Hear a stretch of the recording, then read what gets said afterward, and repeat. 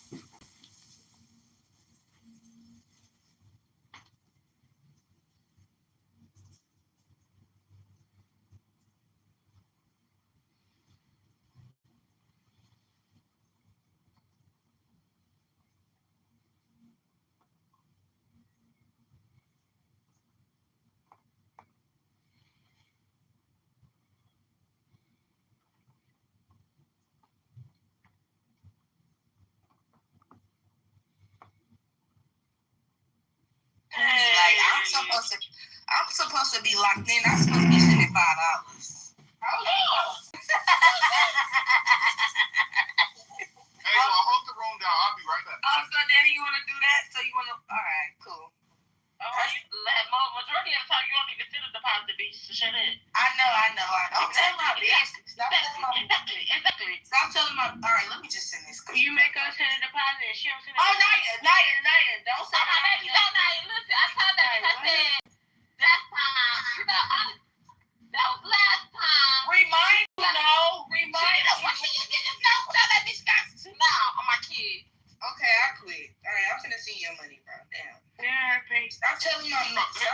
You got 6 people over there in that room. Like, get y'all lame, crippled ass on. Nice. Y'all supposed to be in the picture. Y'all on Clubhouse every day. Where you want me to send it to? Yeah, we'll be right back. Huh? Yeah. Okay. Hey, blood. Hey, Danielle. What y'all doing?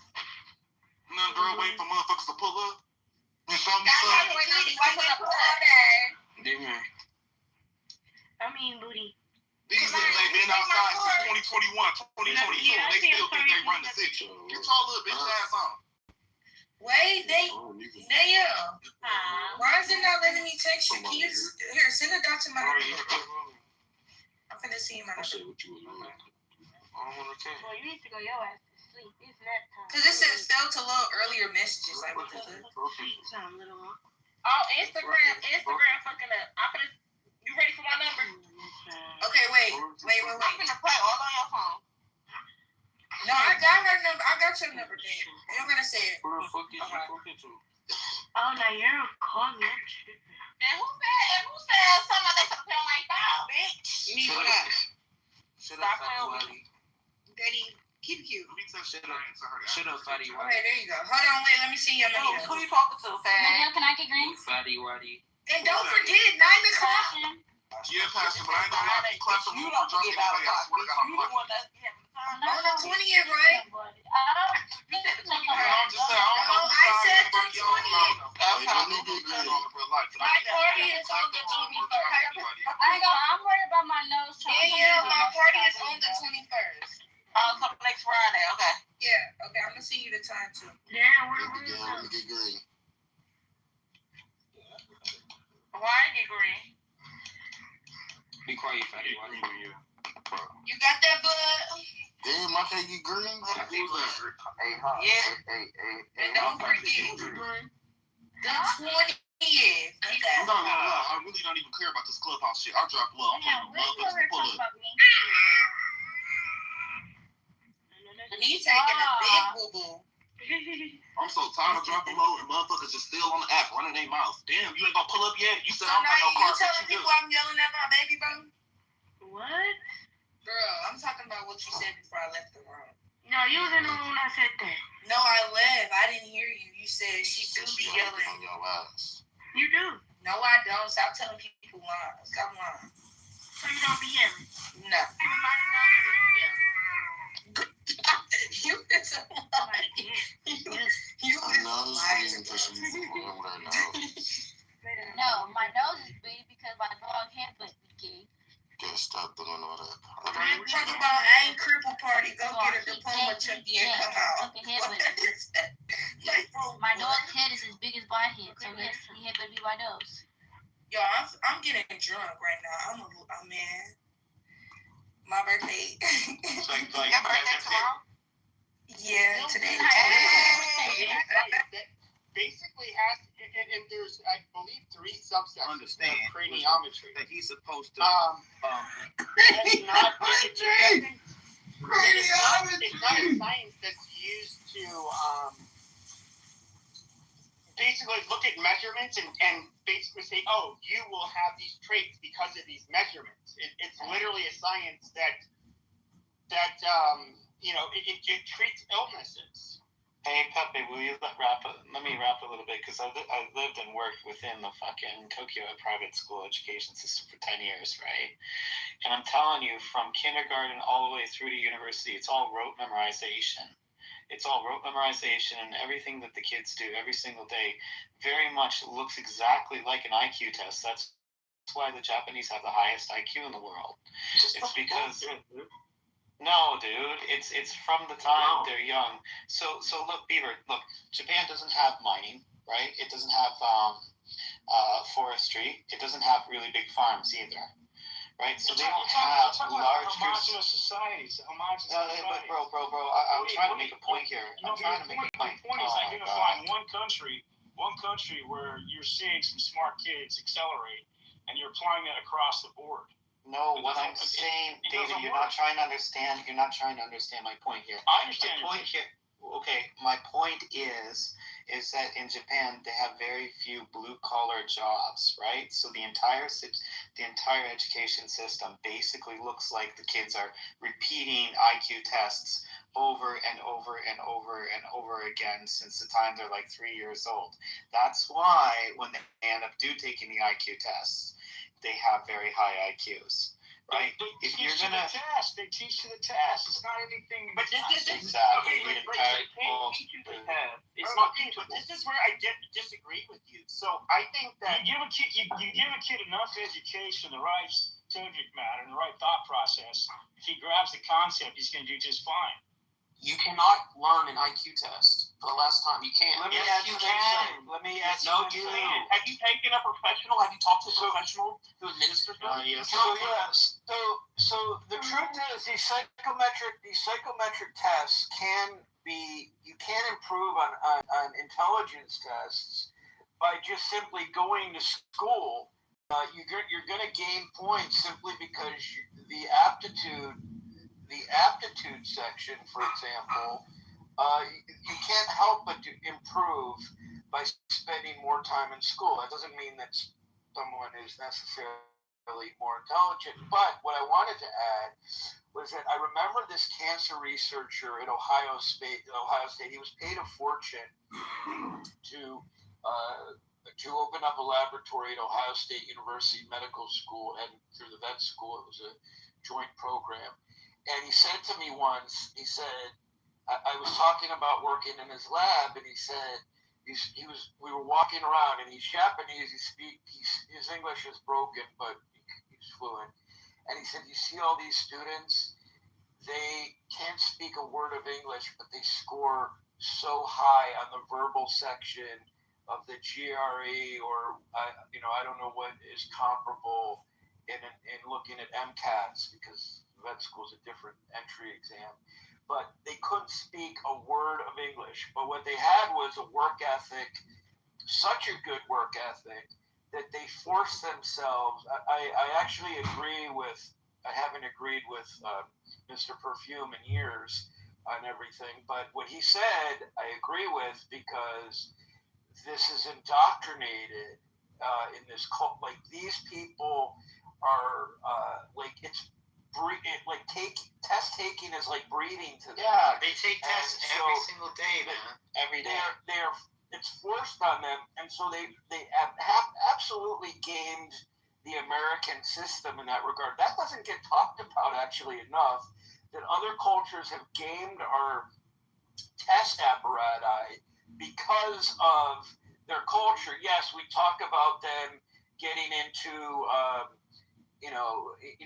their entrance rates and admissions rates, etc. Blah blah blah.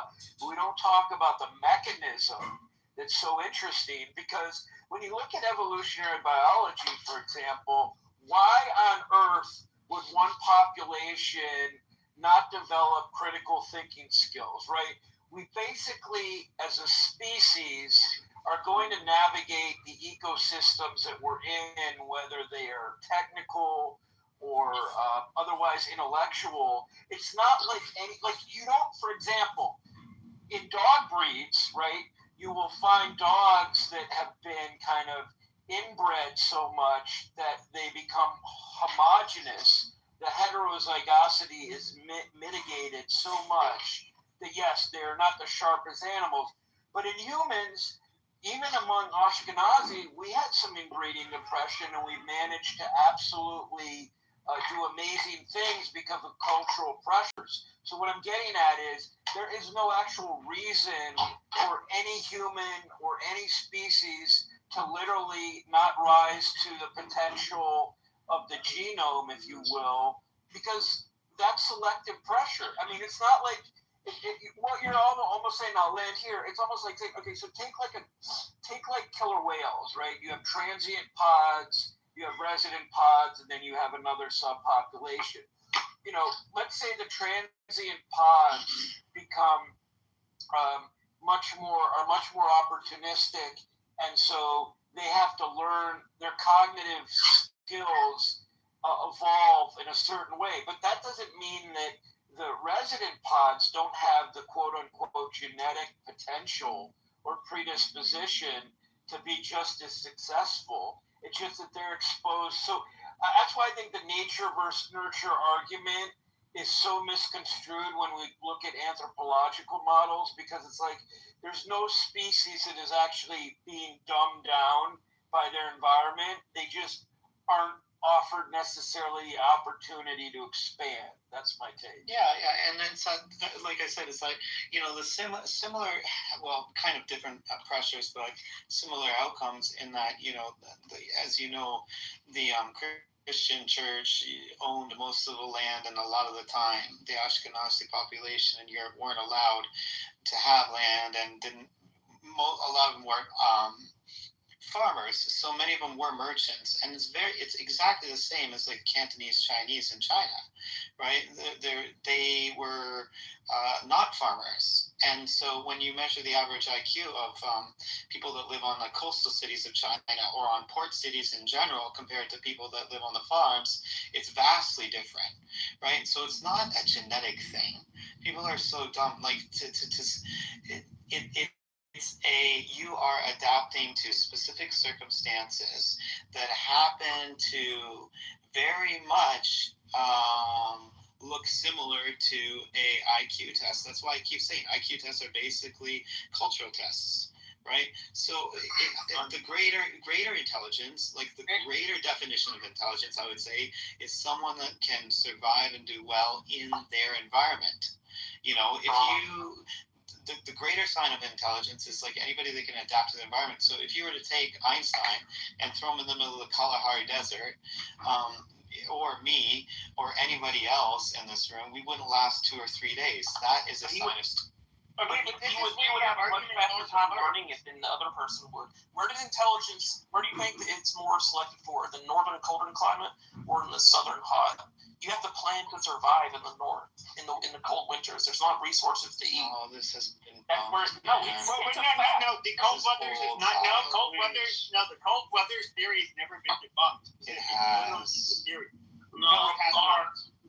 But I would say this. So you can say people will adapt. Okay, and this is where it's going to come off as extremely racist, but I have to say it. People of sub-Saharan African descent do worse than... I understand. You're going to have small... In Western countries where, you know, they have very... they can control their borders, or those people so only come here because... you know, they come through a meritocratic basis as opposed to being illegal immigrants or refugees. Yes, we have some West Africans that do fine. They're an exception to the rule. But what you do see is that sub-Saharan Africa and sub-Saharan Africans, the worst places in the world, when it comes to IQ, when it comes to standard of living, is sub-Saharan Africa. Nobody denies that. The populations that fare the worst, sub-Saharan Africans, when they're in Western or developing countries. Then we can disband the gamut. We can look at Native Americans, people with Native American ancestry, which we look at, you know, people throughout Latin America. We can look at, I mean, holy shit. Didn't we get to, like, you know, East Asians? East Asians do very well in East Asia. They do well in Europe. They do well in the United States. And you see, it's just cultural. And the weird thing to me, though, is that you somehow are trying to, like, divorce basically people with... I don't know, the psychological traits as well as intelligence from them being the parents that would be required to raise children that study hard. And we know this even if we look at, like, within one race. Stupid people that end up having children often have stupid children. It's just a reality. They often are going to really not do a good job raising their children because they don't make good choices. God bless them.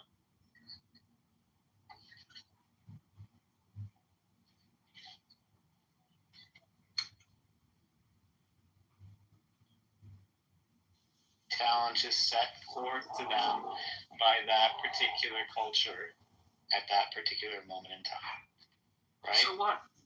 If you say it that way, so what? It still means stupid. Yeah, so Beaver is a good example of intelligence. If you can have a 150 in IQ. You're more intelligent than average. You're by no means stupid. Are you? Hold on a second. So, like, even when, like, the bell curve was written, the median IQ, I think, like, on many of the Ivy League campuses was about 145. 2 standard deviations higher. There's a significant difference between 145 IQ and a 115 IQ person.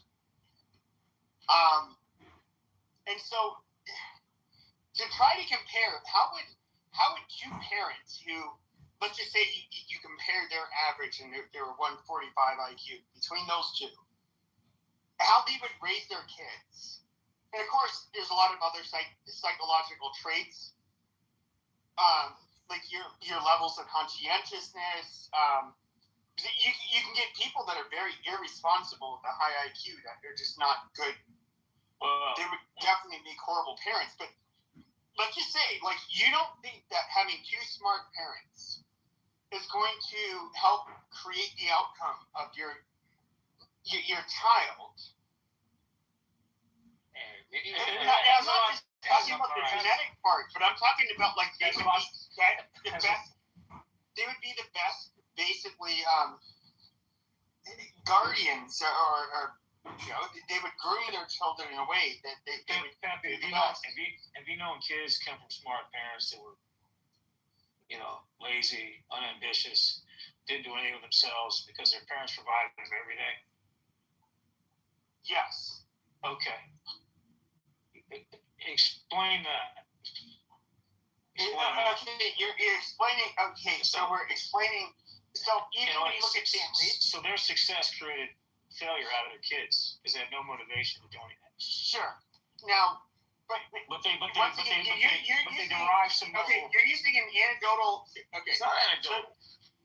Absolutely. So no, that was the hard work. In aggregate, hold on. So in aggregate, you would have to add everything up. How many people, which I've known many of them, how many people were born to wealthy families, and they didn't accomplish anything, and they were taken care of by the families? Knew quite a few of them, or I should say, know quite a few of them. And then you can look at people that came from nothing, and they were able to make something of themselves, like Supreme Court Justice Clarence Thomas, which I don't know if there was ever a Supreme Court Justice that grew up in the level of poverty that he did. Yeah, but you got to understand something. He had a mentor. He didn't come out of a vacuum. He had a good mentor. He went to Catholic schools. Okay, he had a sponsor. He had somebody who cared about his education, right? Yeah, okay, but sometimes that's all it takes, right? Not necessarily. No, I disagree. No, come on, man. He's a diamond in the rough. No, not a diamond in the rough. No. Yes, he absolutely. No. The other thing too, he was hold on a second. Shut your fucking mouth. All right, look, you've been talking. He's literally.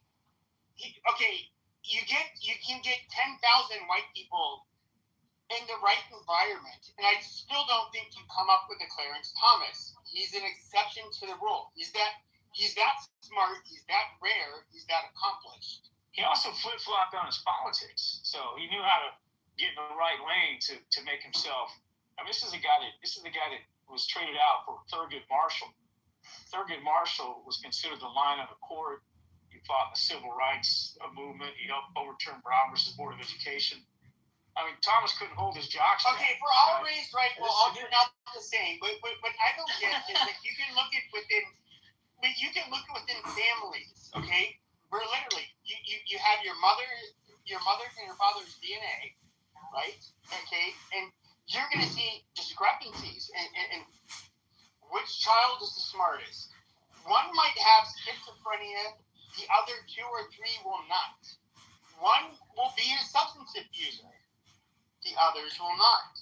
Okay, like okay, we're talking about anecdotal examples versus like if you look at it in aggregate, when we're looking at the law of large numbers. In other words, people, look at them in millions, for example, different groups perform differently.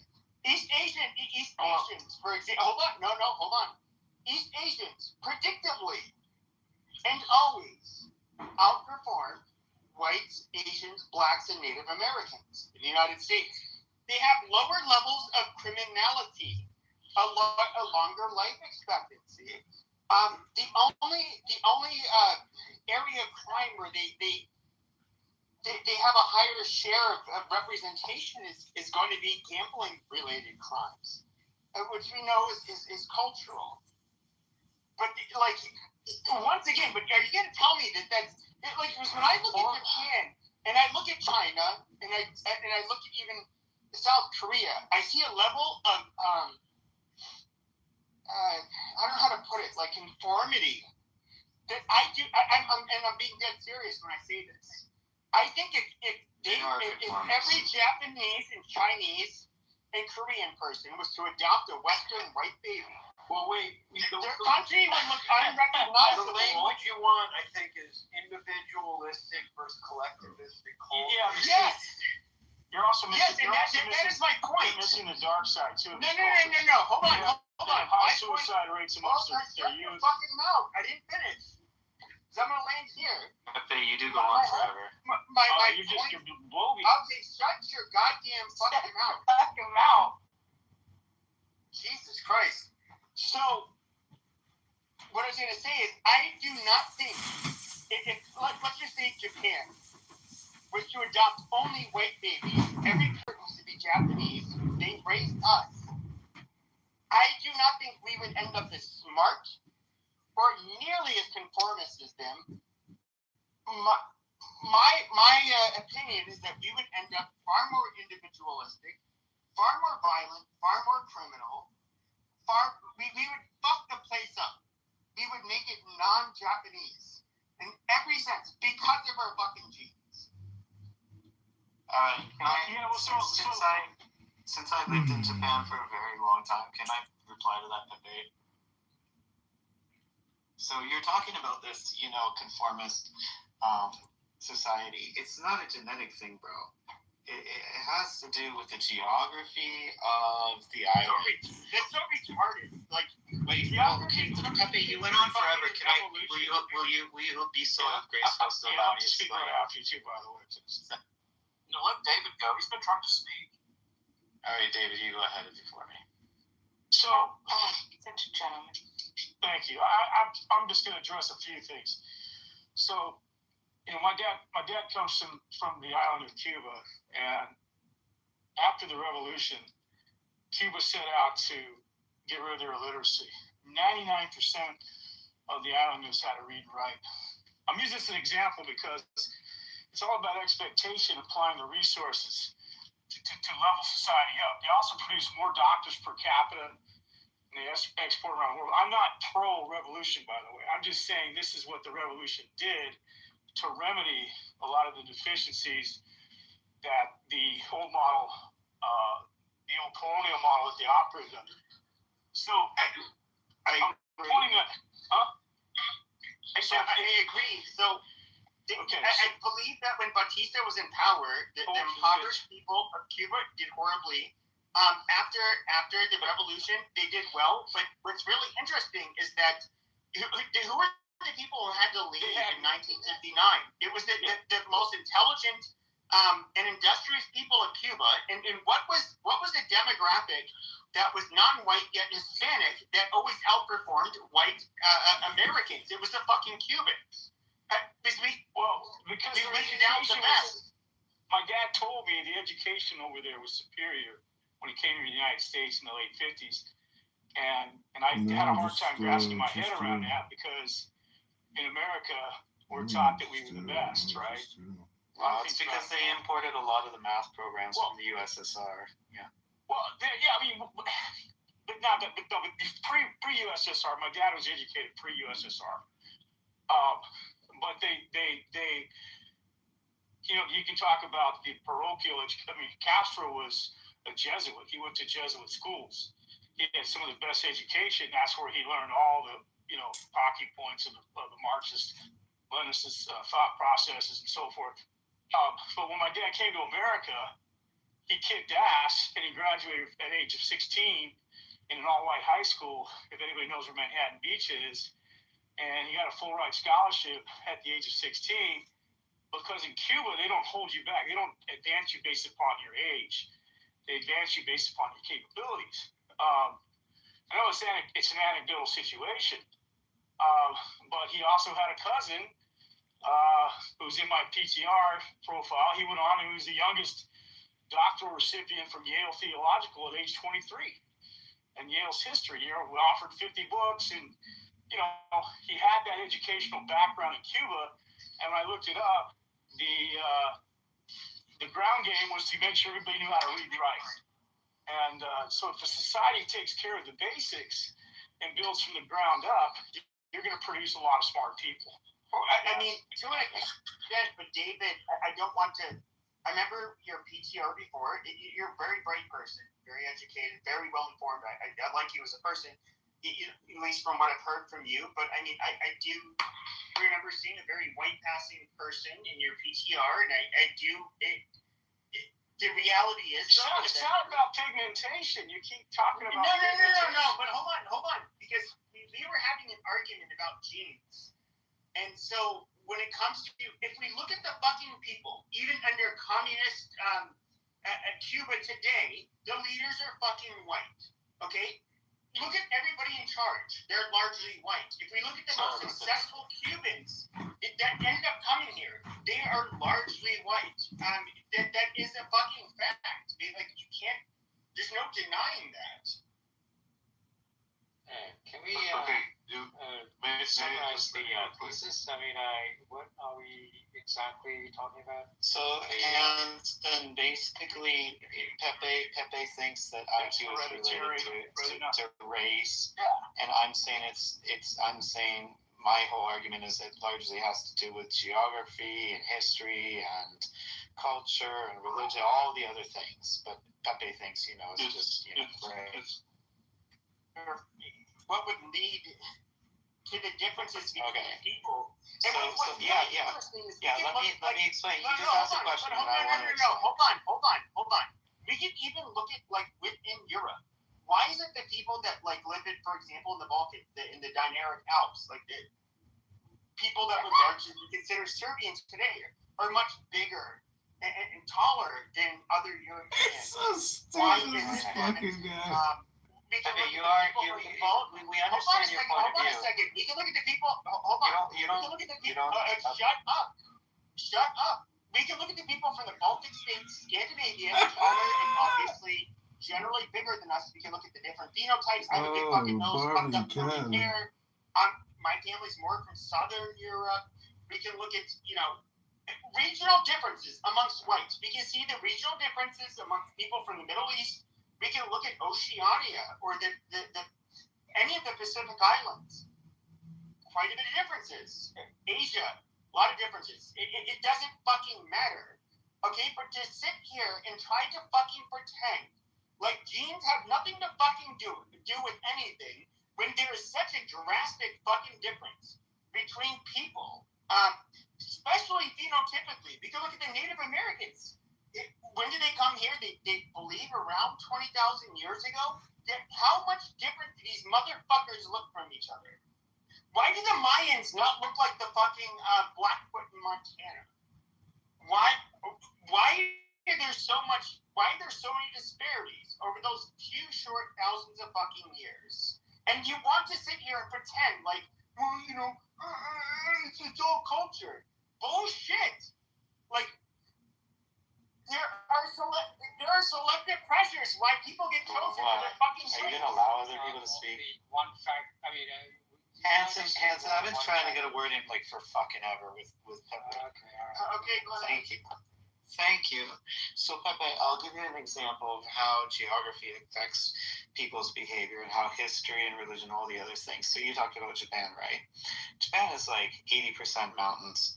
And the only place for people to live is between the mountains in little villages, right? There's one plain in Japan, which is in Tokyo, and that's why everybody in the world lives. That's why, there's so many people in Japan. So many people in Tokyo. So you have all these tiny little villages where people literally live right next to one another. So from the very, very inception of Japan, it's always been extremely high density population. Right? So, and then the way the houses are constructed, the walls are basically paper thin, so you can literally hear what other people are saying. So, of course, everybody's trying to, not talk shit about their neighbor. Everybody's really considered.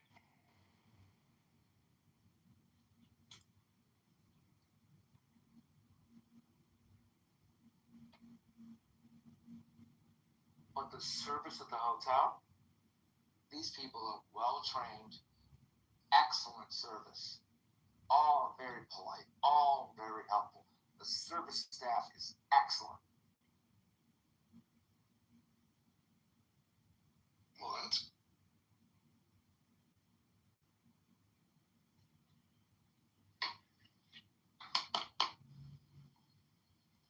let's see.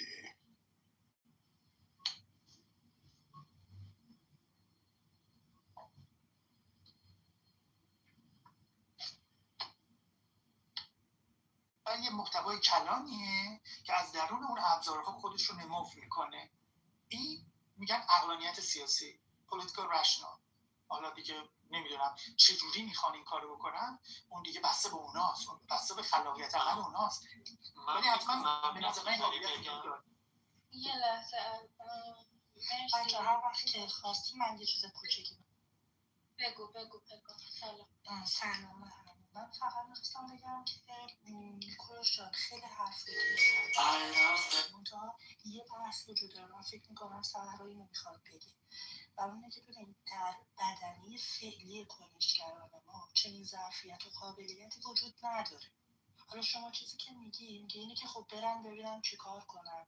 خب میشه اینطوری هم گفت، منم مخالفش نیستم. یه عده ممکنه بخوان بشینیم ببینیم چیکار کنن، اما یه پیشنهادی که من دارم و ما در واقع اومدم فکرم که جای خوبیه شاید بشه راجعش صحبت کرد، اینه که ما این ظرفیت رو که در کنار هم بشینن و برای یک موضوع سیاسی واحد خارج از تمام تفاوت‌هاشون حرف بزنن درشون ندیدیم. حالا شاید بعدها ایجاد بشه، من نمیدونم، فعلا وجود نداشته.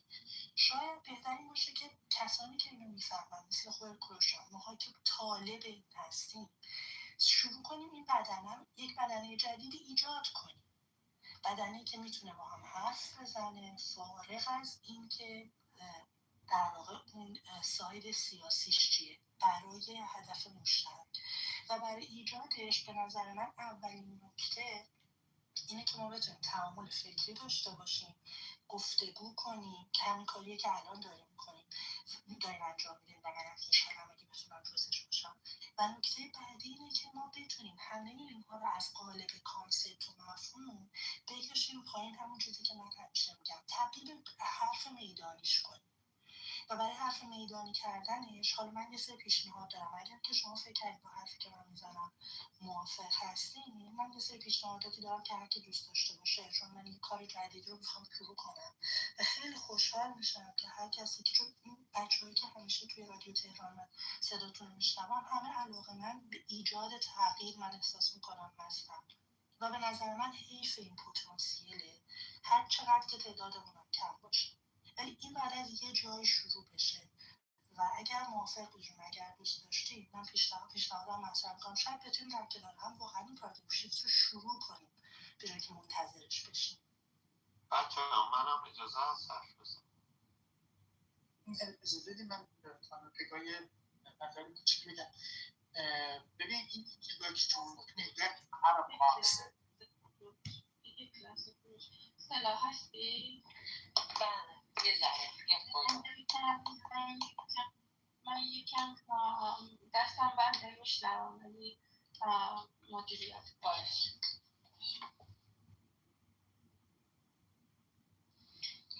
من فقط کوتاه بگم چون من بعد از خیلی کوتاه میگم این کامنتش. خانم بگا ببین شما نگاهی که دارین نگاه out of box، یعنی شما دارین سعی میکنین که اساساً بیاین بگی اصلا از اون راههای قدیمی، آدمای قدیمی اینا خارج بشین یه جای دیگه شروع بکنین. خیلی عالی، پرفکت، فانتاستیک. منتها شما باید ویژنتون به صورتی باشه که از اول تا آخر قضیه رو بتونین تعریف بکنین. شما میتونید من از اینجا شروع میکنم بقیه‌اش رو دیگه نمیدونم چجوری میخوام ادامه بدم. بدین معنی که شما میتونین که یه 4 نفر رو جمع بکنید، چون من این کارا رو قبلا دیدم خانم بگم.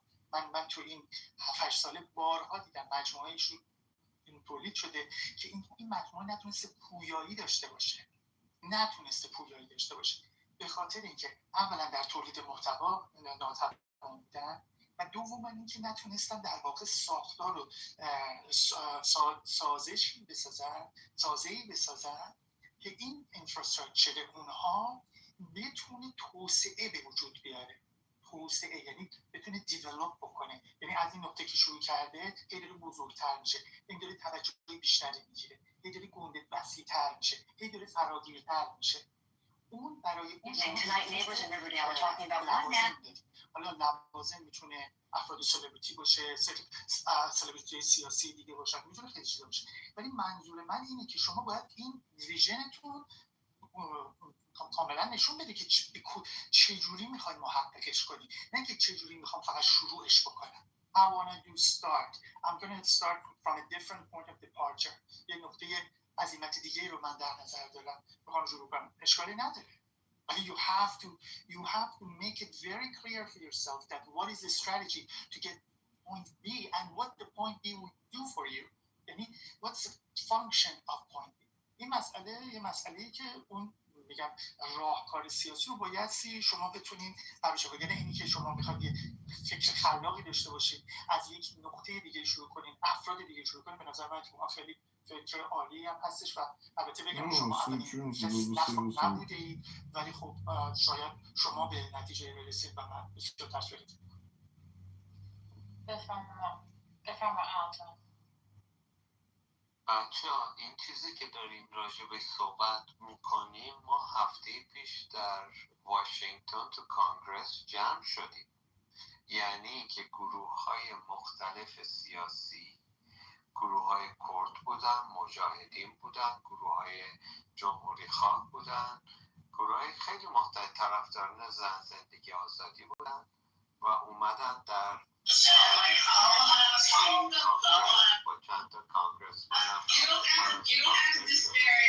بسیار خوبی و با زوم مثلا ژنرال یزدان پناه از کردستان وصل شد و راجع به وطن دوستی، ایران دوستی و حمایت کردها از این جنبه صحبت کرد. خیلی جلسه خوبی بود، جدا به نتیجه خیلی خوبی هم رسید تو ویهانس و جالبترین تجربه‌ای که برای من بود که به خاطر این تجربه هم پادشاهی خواهم برام اتاق زدن که من مجاهد شدم.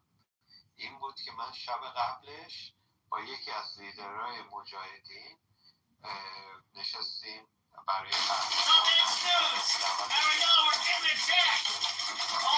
گفتگوی و بدون اینکه بگیم راجع به اینکه گروه ما بهتره یا گروه تو بهتره اینا صحبت نکردیم. درباره اینکه با هم چیکار میتونیم بکنیم صحبت کردیم. برای آینده ایران چیکار میشه کرد صحبت کردیم. چون که شما اگه میخواین یه همچین چیزی داشته باشید، مهمترین چیز اینه که چیزی که ما همه در مشترک خواهیم داشت اینه که ایران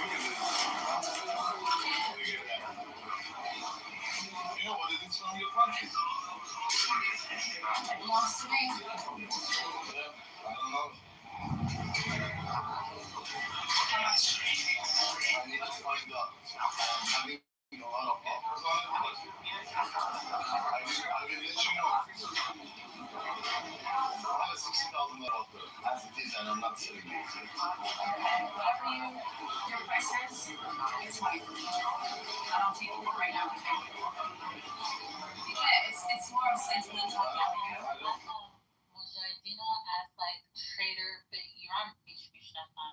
Like I know them as a traitor to their country. They fight back, that's of course. And these guys are separatists. They want to separate my country into different divisions, and that's what happened. Keep doing it. You know, maybe you can. Aaron LaHood from Congress. Friends. Well, the weather here in Illinois is about to change. We're about to get some thunderstorms to come running in, so I hope everybody's got all your special provisions and necessary items to enjoy the storm. I hope a tornado doesn't impact your house. We're going to John Kitover to Chicago. Go to John Commerce, Chicago. They had the most, and this is the reaction. Good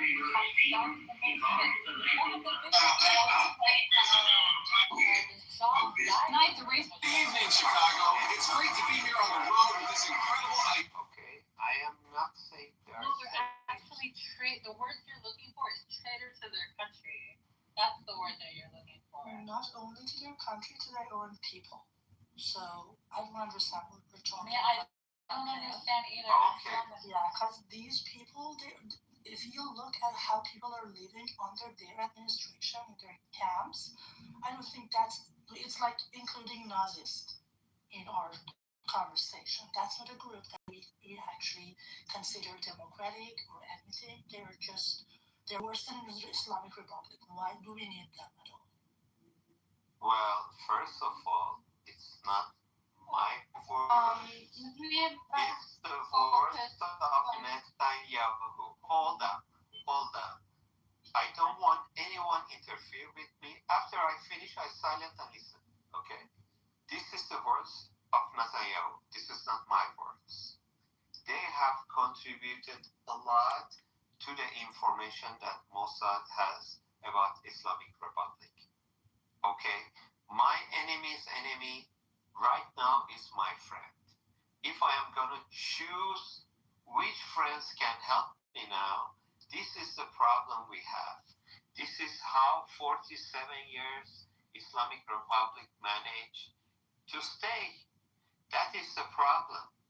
If we want to go on, all I am saying Goldstorm was never the same. We all have different ideas. Look, to be honest, I tell you, you do an election, in a free election, majorities won't have more than 3 to 5% vote in the Iran. I am absolutely confident they wouldn't have. But if they want to contribute, they have lots of people on the ground. Why don't we use them? Why do we want to destroy the big monster? Why would I want somebody with their ideology trying to get a grip on power? Ow, are you crazy? Like, what are you thinking? There is no bishop. یه لحظه ببین ما داشتیم روی بحث سازمان سازی حرف می‌زدیم نه روی بحث دیدگاه سیاسی. مثلا زندانیان سیاسی حالا یه سریاشون جمهوری خواهن، یه سریاشون که بدونم مجاهدین هستن، یه سریاشون پادشاهی خواهن. در مورد چیزی که کوروش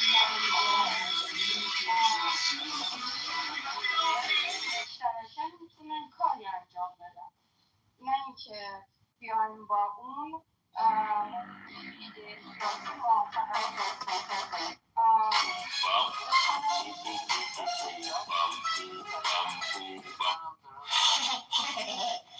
Mommy farted. Oh, mommy farted. Oh no, mommy farted. Oh, mommy farted. With my dog. With my dog. All I see is poop. The world's fucking shit. I'm a piece of shit too. Yeah, literally just poop. Fuck. You already know who it is, baby. Poopy man on the track, baby. Back again with another banger, guys. You liking the video, guys? Oh, it's a song. Oh, okay. Skibbity poop. Skibbity poop. Daddy. Poop. Daddy. ما نمیتونیم از یه خط بیشتر از نظر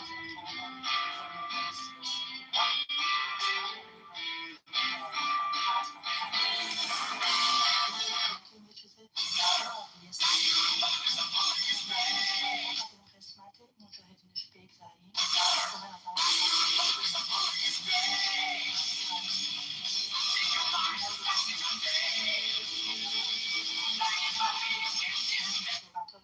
توش بوده که خب حالا به هر دلیل تصمیم گرفته مجاهدین رو اینکلود کنن، میتونیم راجع به این تیکش بعد صحبت کنیم. سوال من از شما اینه که چه چیز خوبی شما الان به ما معرفی کردید، آینده این همنشینی رو چی میبینید و همه اون سوال‌هایی که کوروش مطرح کرد رو چطور شما در این گروه میبینید که در آینده امیدوارم نزدیک این گروه بتونه یه در واقع ساختار منسجمی ایجاد کنه، بتونه کنش سیاسی به صورت همگام و با هم انجام بده و بتونه در واقع موضع سیاسی یکسان متحد بگیره در موضوعات مختلف و این رو اگه بر ما تشریح کنیم شاید اصلا ما هممون مشکلمون حل بشه، چون به نظر میاد خیلی جلسه سازنده و پرباری. ببینید من با بیشتر حرف شما موافق هستم. اوکی، من بگم من اصلا من یک مسیحی کنسرواتیو هستم، راستی هستم. برای همین من به هیچ وجه عضو گروهی نیستم و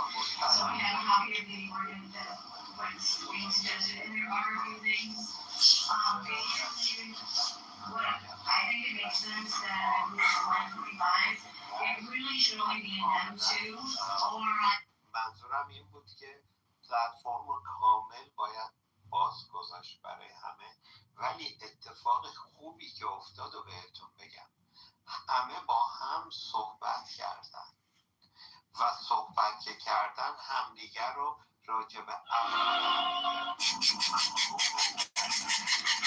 این که با هم چیکار میتونیم بکنیم صحبت کردن. این چیزیه که الان باید تمرکز کرد و من مشکلی که با طرفداران پادشاهی خواه دارم همینجاست. میگم آقا شما پادشاهی خواه باش، اصلا شما پادشاه هم بخواه، بیایم با هم اول از این لعنتی بگذریم. اینا میگن نه، شما بیا بگو جاوید شاه، از اینا بگذریم بعد با هم صحبت کنیم. من میگم آقا به جای اینکه منو بکشونی به زور بگی جاوید شاه، بیا رو چیزای مشترک بمونیم. اصلا همین زندگی آزادی. برای همین من این شعار رو دوست دارم، چون که این شعاری بود که همه گروه ها، همه افکار، همه پلتفرم موافقش بودن. 6:57 p.m. March 10th, 2026. We're on Lake Street. We're on Lake in Oakley here. That's Oakley Street. This is Lake Street, okay?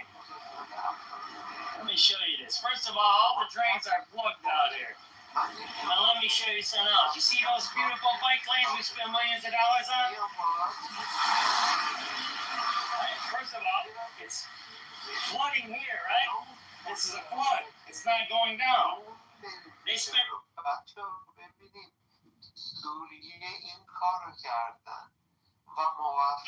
money on these bike lanes. هر بار من به یه پادشاهی خواه میگم ببین سوریه موفق شدن، کشور فلان کن، نه ایران اون یکی نیست. یعنی این که بیایم دنبال، به جای اینکه دنبال بهانه بگردیم، بیایم دنبال راه حل بگردیم.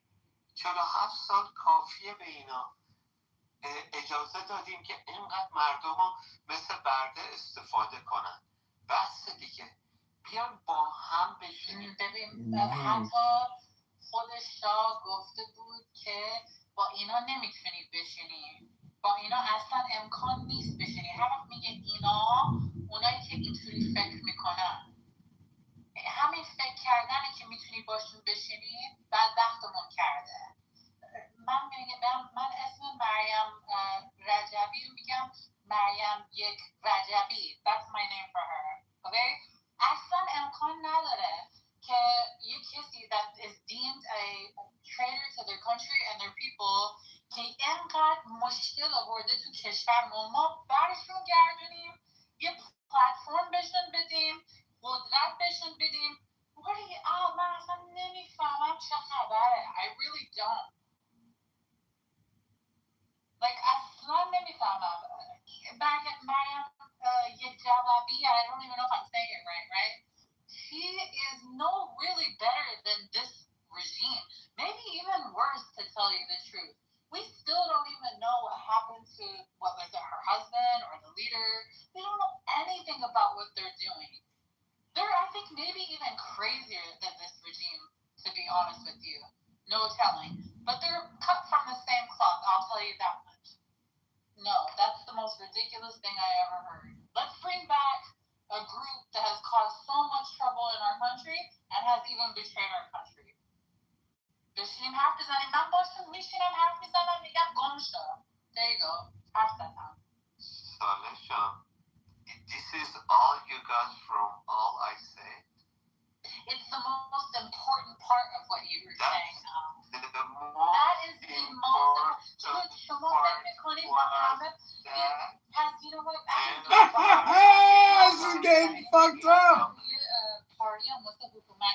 because they're as dumb as a bag of rocks.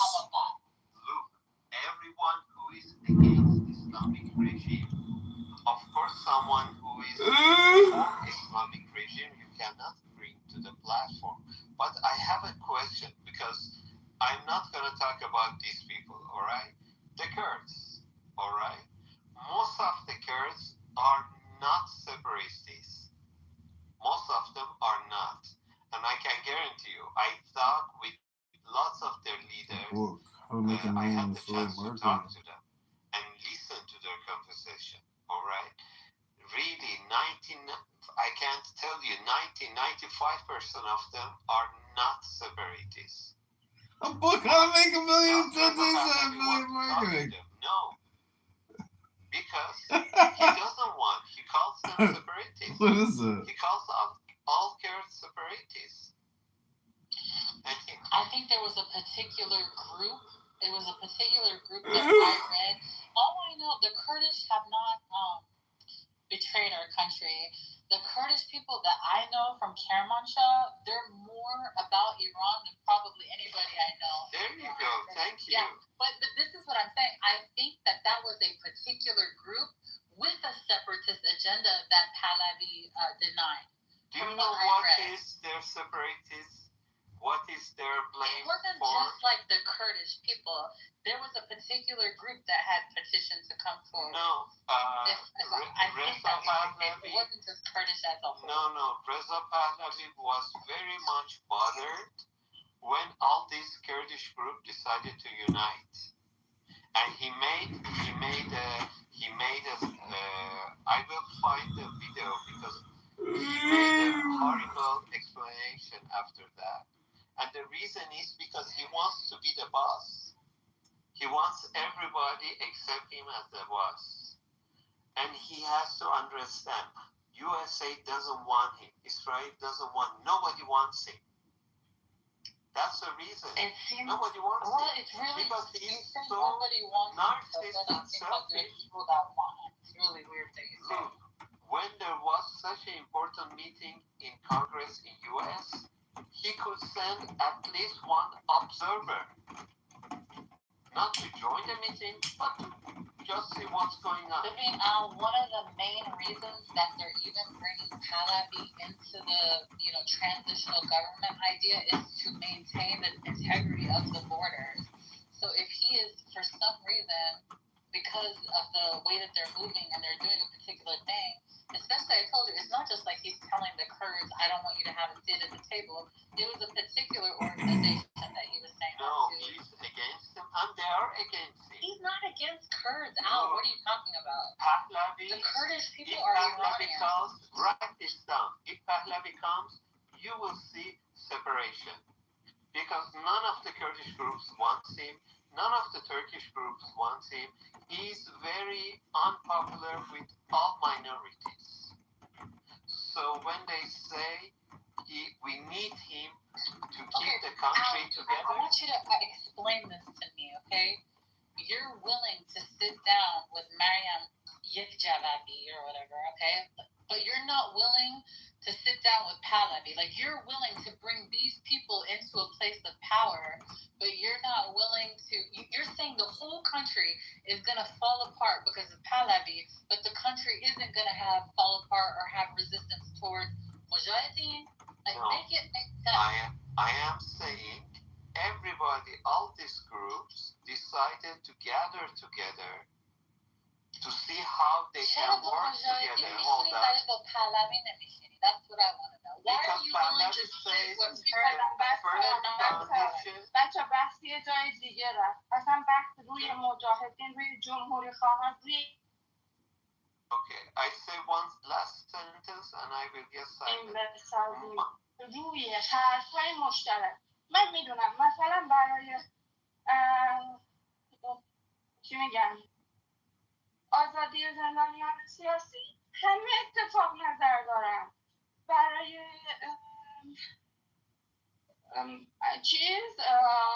حقوق زنان و LGBTQ بعضی ها اینا رو قبول ندارن مثلا میگن که نه مثلا بحث زنان بحث چه بدونم طبقاتی. خب یا مجاهدین حتی اگر بگن که ما به حقوق زنان باور داریم، باور ندارم، چون که ویدئویی که از توش در میاد اینه که به دختره توی اون همه استرس که داره حرف میزنه و اومدن گزارش تهیه کنه تذکر حجاب میدن توی همون کمپ. بعد بحث هایی که میشه روش مانور داد، نه اینکه بیان بگیم که مثلا جمهوری خواه ها بیان پهلوی رو قبول کنن یا پهلوی بیاد جمهوری خواهان رو قبول کنه. بحث روی چیزایی که مشترکه و اینکه بحث اینتگریتی و تمامیت ارضی سلام روی تمامیت ارضی معنیش اینه که در مقابل کشورهای خارجی، نه اینکه در مقابل هموطنانی که در داخل اون خاک زندگی میکنن. این اینجوری تعریف میشه. وقتی که مثلا تو میای میگی تمامیت ارضی خط قرمز منه و در جای دیگه میای میگی که آمریکا بزن، اسرائیل بزن، یعنی حرف خودت رو رد کردی. خب تعریف تمامیت ارضی برای ماها اشتباه چیز کردم، معنی کردم. حتی سرچ کنی توی چت جی پی تی، گوگل برات میاره، چیزی نیست که من بگم. میتونم اینجا تعریفشو از یه وکیلی که حقوق بین الملل خونده اینجا بذارم تا بخونی. اصلا بحث اینکه ما قبول کنیم مجاهدین رو یا قبول کنیم پادشاهی خواه رو چیز نیست. مثلا در مورد گروه های یک لحظه سمیم، مثلا در مورد گروه های کردی، مثلا اینا به فدرالیسم اتنیکی معتقدن. خب من دونه دونه دارم توضیح میدم همه مسائل رو. فدرالیسم اتنیکی یعنی آخرش جنگ و خونریزی. این یه چیز واضحیه. مثلا آب یه رودخونه رو یه ذره عوضش کنی ببری اون ورتر، باعث میشه که توی بین مردم این روستا و اون روستا جنگ بشه، یعنی بیان با هم دیگه دعوا کنن. چه برسه بیای مرز استانی یا شهری رو عوض کنی که بر حسب اتنیکه. امیدوارم که سارا جان یه حرف تو باید درست کنم. به هیچ وجه اینا نمیگن ما فدرالیسم اتنیک میخوایم. نه هست. من هم چیزاشون رو خوندم. عزیزم من سخنرانیاشون رو 4 روز پیش زنده گوش کردم. سخنرانی با چیزی که در عمل دیده میشه و در مانیفست و در میدیاشون نوشته میشه خیلی فرق داره. بگو که داره میگن فدرالیسم. هر کسی که الان تو این وضعیت تو این موقع داره فدرالیسم حرف میزنه من خیلی بهشون چپ نگاه میکنم. نه وایسا یه دقیقه بذار تموم کنم. وایسا سر بذار تموم کنم. بعداً اوکی شاید یه چیزی، ولی الان آدمایی که داره فدرالیسم تو این شرایط میکنن منم بهشون شرط میدم میگم آها سپریشن است تو این وضعیت الان. Then call me a separationist. Okay, if you're talking federalism right now in this moment, you're we are talking about so Al, what are you saying? You're basically saying that if things don't go your way, then you're gonna jack up the country. Then you're not Iranian. We are one. When we come to that bridge, we decided together. We are one as Iran. Our country as one. So crazy. If you're coming, we are one. We are one. You have a problem. Do you think that's what federalists I think that anyone that's bringing that conversation up now in this hour, I'm really suspicious of your motive. They're not bringing it for today. دوستان به خود من انگلیسی نمیفهمم اگه امکانش هست داره میگیم هر کسی که الان داره فدرالیست حرف میزنه تو این موقع یه خورده موتیویشن، نمیدونم موتیو چی میشه توی فارسی، یه خورده من بهش تو اگه بعدا میخوایم بیاریم ما از یک در مثل رای بدیم یا روش بحث کنیم or whatever, that's different. ولی الان اون رو اگه داره میاری الان اگه من سخت ندارم هر وقت این خونه رو داره میسازیم تمام خونه رو، شما با ایران نیستی، شما داری میاد خرابکار کنی. میتونم نظر خودم بگم؟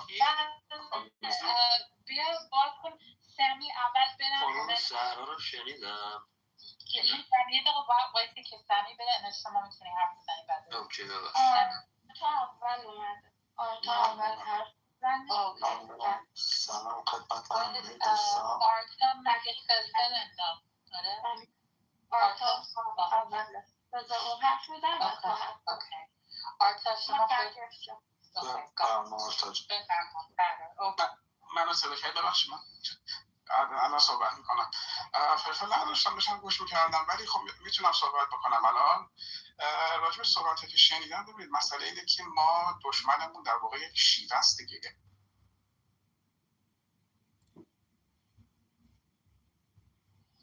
صداش قطع شد؟ نه باک خوردن رفتن بیرون. صدا میاد بچه ها؟ بله. اینو میخواست باشم عرض میکردم. دموکراسی یک شیوه است. یعنی ما مشکلمون اینه که ما یک شیوه رو بخوایم عوض بکنیم، یه شیوه رو جایگزین بکنیم با شیوه زندگی در واقع دیگه. از جمله که شیوه که حالا چطور در واقع دولت حکومت بخواد اداره بشه، هر کسی که با این شیوه در واقع ضد این شیوه هست، از جمله حالا مجاهدین خیلی دیگه، اینها در واقع دشمن هستن. جمله که دوستان گفتن که دشمن من دوست من هست، این به نظر اینجا منطقی نمیاد. شما فرض بکنید یک حالا بریم توی دوستانه داخل بچه ها، چه میدونم یه برده میاد روی جنگل، او رو ممکنه گل بدره، چه میدونم بخورتش، روباه بخورتش، شیر بخورتش، اینا همه درنده هستن. این که فرزن شما میدونید شیر قلمرویی داره، اگر فرزن پلنگی اون قلمرو وارد بشه رو میکشه. اینا هم دشمنن دیگه. برای هر کدوم میخوان که اون قلمرو رو داشته باشن و تامین باشه به صدا اون زندگی آیندهشون. اینه که صرف این که چند گروه با هم دشمنن معنیش نیستش که اونها میتونن دوست ما باشن. و مجاهدا اصولا رو خودشون هم میدونن که هیچ گونه پایگاهی ندارن. اون رهبریشون رو میدونه. اصولا برای اینکه باقی بمونن اینها خیلی جا هم همکاری میکنن، به دلیل اینکه این گروه میخواد بمونه در درجه اول، در یک فضای باز، در یک دموکراسی. اصولا بلافاصله این در واقع تشکیلات و تشکیلات مشابه اصولا از بین میرن. در علت وجودی اینها در قرن 21 در حال حاضر این هستش که برخلاف اون دشمنی که حالا به عنوان جمهوری اسلامی تعریف کردن برای خودشون، این وجود داره و شرایط استثنایی.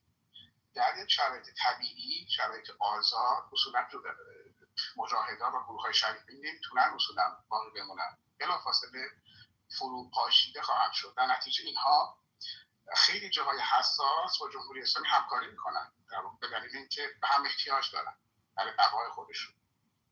در رسانه‌ها، در اون به اصطلاح لایه‌های رویی، چیزی که ما می‌بینیم دشمنی هست، ولی در واقع اون لایه‌های زیرین اینها به هم احتیاج دارن برای بقا. در نتیجه خیلی جا همکاری میکنن.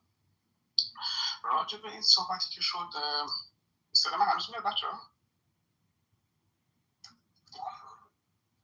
اگر میتونیم جنبندی هم بکنیم. جنبندی راجع به مسئله دیگه که میخواستم صحبت بکنم، راجع به این دوستان فرمودن که خب آقای پهلوی، شاید رضا پهلوی با خیلی گروه همکاری نمیکنه. مسئله یا بحث جاویدشاه رو فرمودند. بحث اینه که ببینید ما 50 ساله داریم سعی میکنیم که گروه ها داریم صحبت میکنیم که این گروه ها تشکل ها به هم بپیوندن که نمیشه. یک دلیلش این هستش که به هر حال اصولاً این گروه اصلا اپوزیسیون به معنا نداریم، گروه های کوچیکی هستن که به هر حال خیلیشون هم شعار دموکراتیک میدن، میدونید فضای ذهنیشون کاملا غیر دموکراتیک هست. در این حال نفوذی که جمهوری اسلامی کرده در این اپوزیسیون، این در واقع باعث میشه که این تشکل‌ها شکل نگیره، هیچ حرکتی شکل نگیره.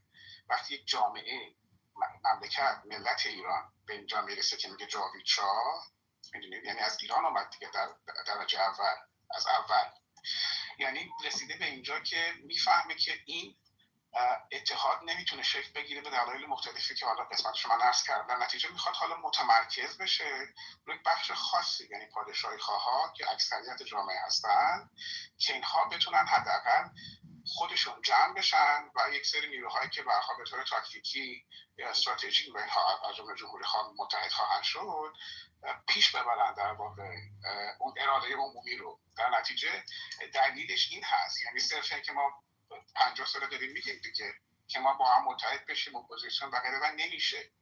چرا نشده؟ به دلایل مختلفی.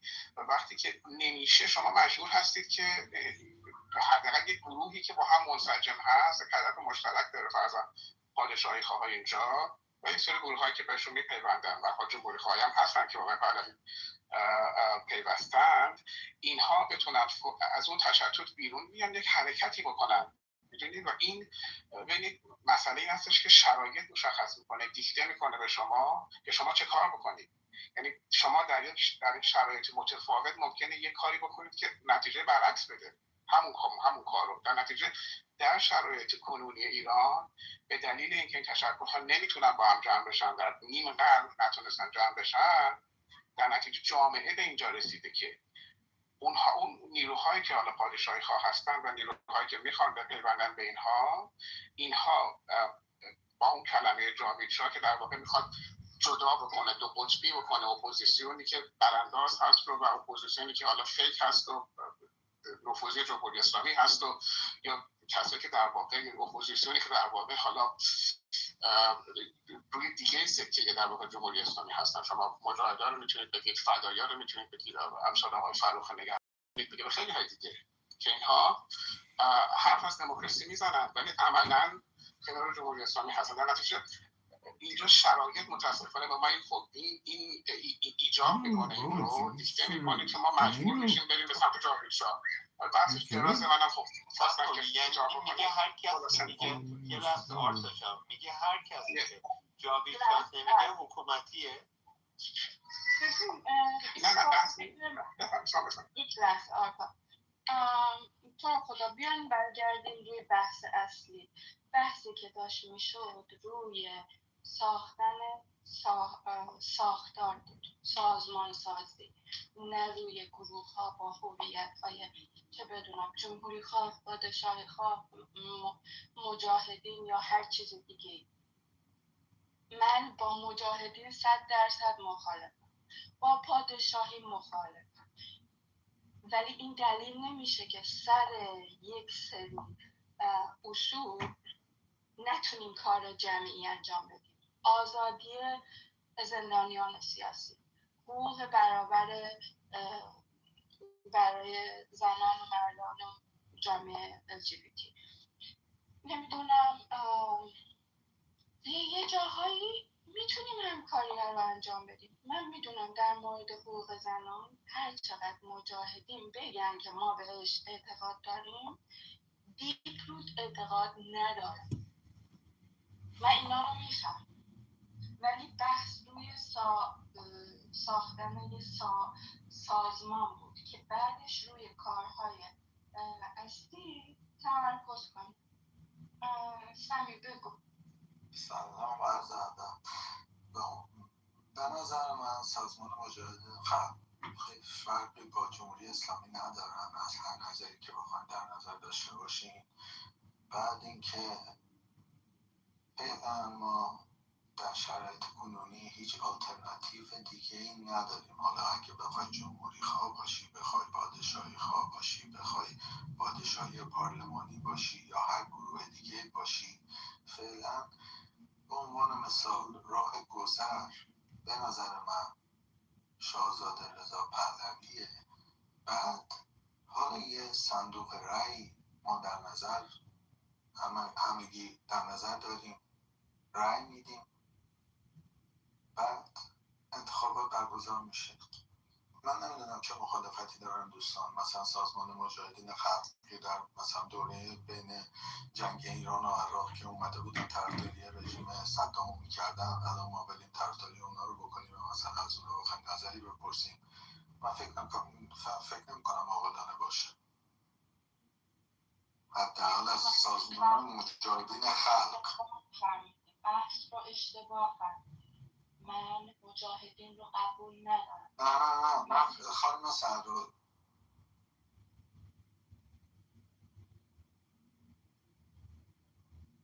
Yeah, I didn't need to hear that one. The rest of my life without hearing that sound. Tony. Well, you said you were. You said you were talking to multiple girls. Yeah, there's no way. Yeah. I have 3 accounts. Wait, don't kick him. Don't kick him. Is this him again? What do you have to say? Alright, if you want me to leave, I'll leave. Just tell me that. Like that. No. If we wanted you to leave, we would kick you. No, please don't kick me. I got nothing. I got nowhere else What to you go. want to say, man? You know I'm a fucking friend. No, wait, hold on. You got nowhere else to go? I've heard that from a Jew before. That did not work well. No, if you want, like, no. If you want me to leave, I'll leave. How does he have? I think, how many clubhouses do I have? 1, 2. Bro, you had accounts of one on another. He's the John Kitover. Bro, that was insane. He said, I'm my friend. Man, cold world. Let's see what he ended up with. That was kind of creepy. Did y'all just kick him? Tony, did you kick him? No, I didn't kick him. One thing about Tony is he's going to get a mod badge. Wow. Some point he's getting one. I don't know what it is, but I love kicking people, especially in the middle of the talk. Bro, they're kicking them in the middle of the sentence. آلترناتیوی جز ایشون نداریم. اینم نظر شماست، من این رو نفی میکنم. از نظر شما ایشون تنها آلترناتیو. ولی بحثی که داشت میشد در مورد ساختن یه سازمانی که بتونه روی یه سری بیسیک ها با هم جلو بره. این مثلا فرض مثال تو در این زمینه دانش داری، من در این زمینه دانش دارم، برای این کار قرار نیست اون بیاد هویت سیاسی خودش رو بر من تحمیل کنه یا من بر اون تحمیل کنم. نمیدونم بحثی که کوروش میکرد رو بودین یا نبودین. من کاملا موافقم با شما، فقط میشه یه لحظه توضیح بدیم بیشتر که من فقط یه ذره بیشتر میخوام بشنوم که نظر شما راجع به مجاهدین خلق چیه؟ چون مجاهدین خلق آره به نظر منم چون اونا خودشون بودن تو عقاید خودشون به نظر خودشون کمونیستی هستن ولی از لحاظ قیافه خیلی مذهبی تر از جمهوری اسلامی هستن. من میخوام یه ذره بشنوم بیشتر بعد نظرمو میگم. مرسی. اوکی مرسی. پویان شما نظرتون؟ خیلی ممنون نظرتون. من یه خواهش دارم از همه چون اینکه با انرژی دور هم جمع شدیم بخوایم یه کاری بکنیم برای ایران. یک لحظه. سلام آقای فوکشتر.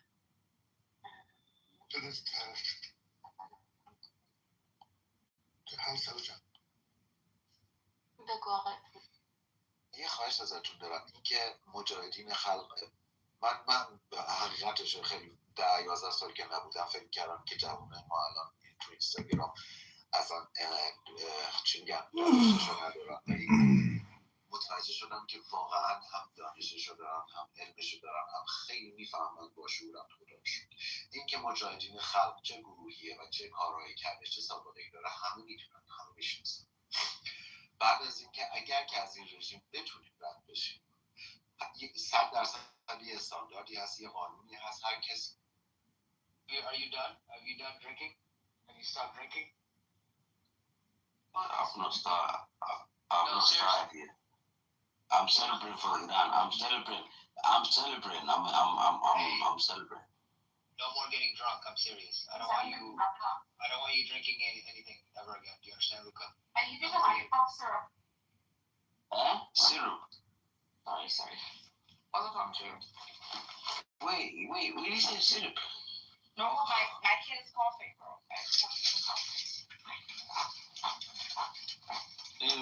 Anyways, 27:30.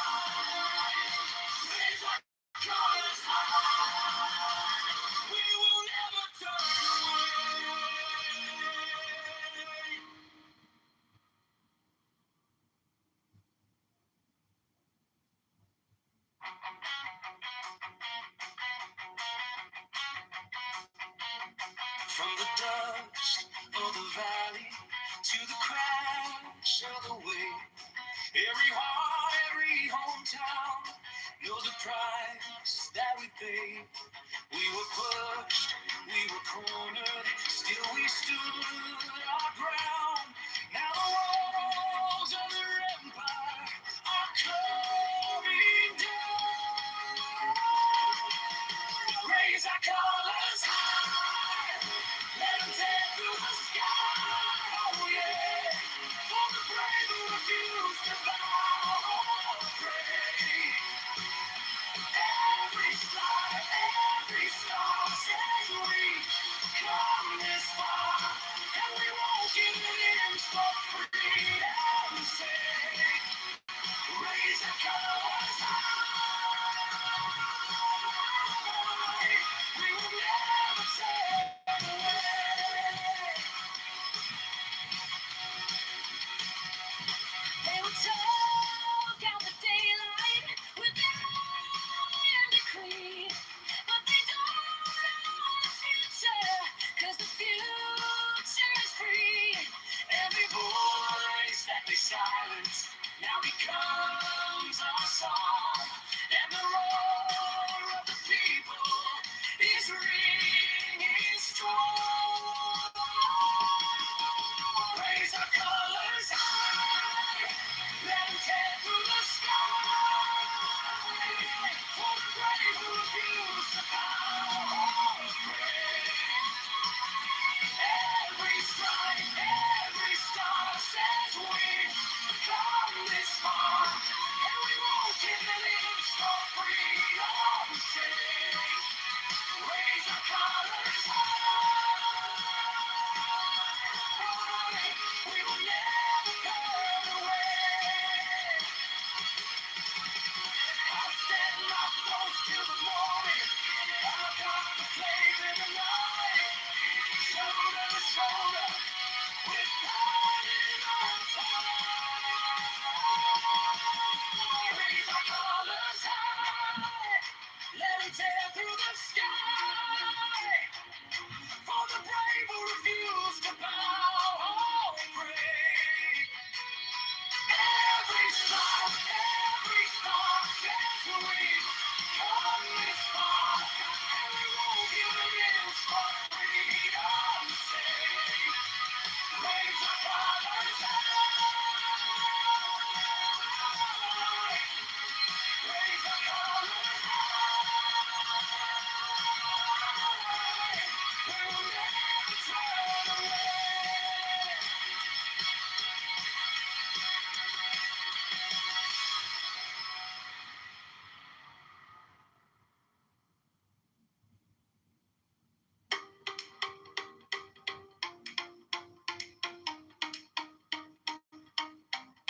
You say it's hard, you say it done. Scrolling your phone while we're out in the sun. I booked the ride, you cancel twice. You stay inside, I pay the price. Look at all the fun you're wasting, girl. Why was spinning, why was living out of control? You keep holding back your glitter like it's trouble, like it's bigger than your world. Look at all the fun you're missing, girl.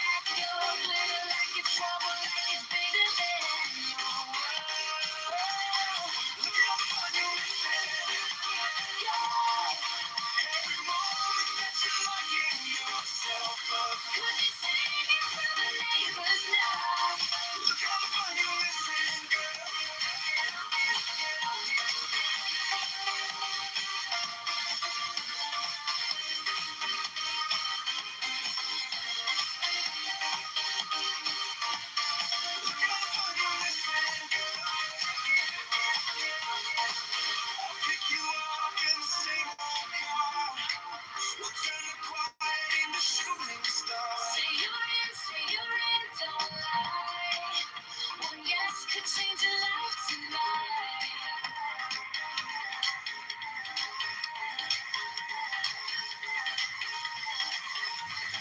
Look at all the fun you're missing.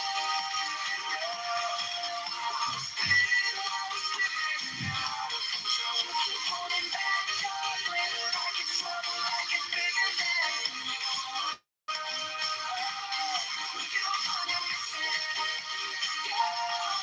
Every moment that you're locking yourself up, dancing till the sky turns blush.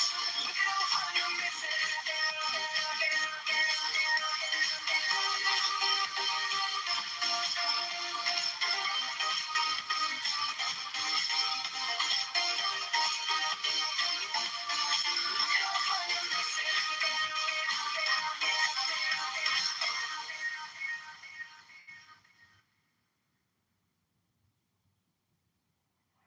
You say you're tired, you say you're done, scrolling your phone while we're out in the sun.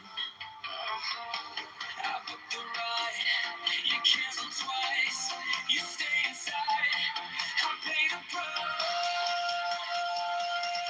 Look at all the fun you're missing, girl. While we're spinning, while we're slipping out of control.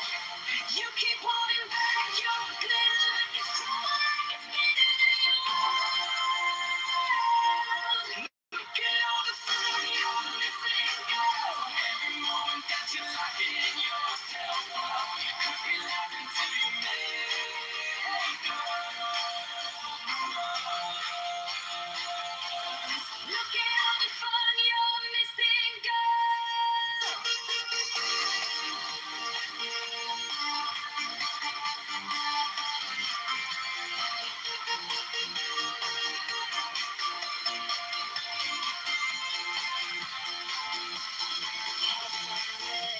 I drink all night. We're at the door. You're asking what time. Come on. I see your dress still on the chair. You made for this.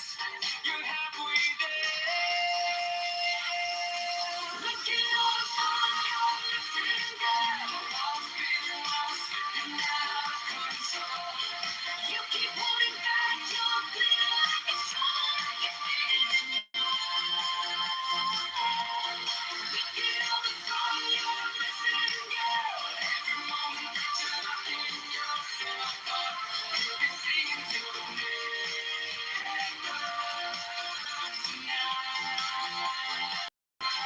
Look at all the fun you're missing,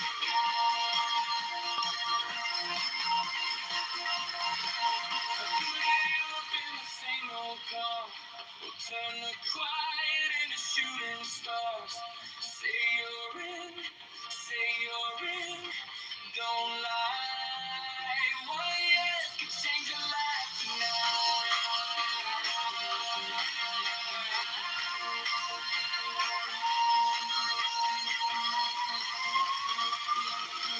Look at all the fun you're missing, girl. I'm spinning, I'm slipping out of control. You keep holding back your glitter like it's trouble, like it's bigger than you are. Look at all the fun you're missing, girl. Every moment that you're locking yourself up, could be dancing till the sky turns black.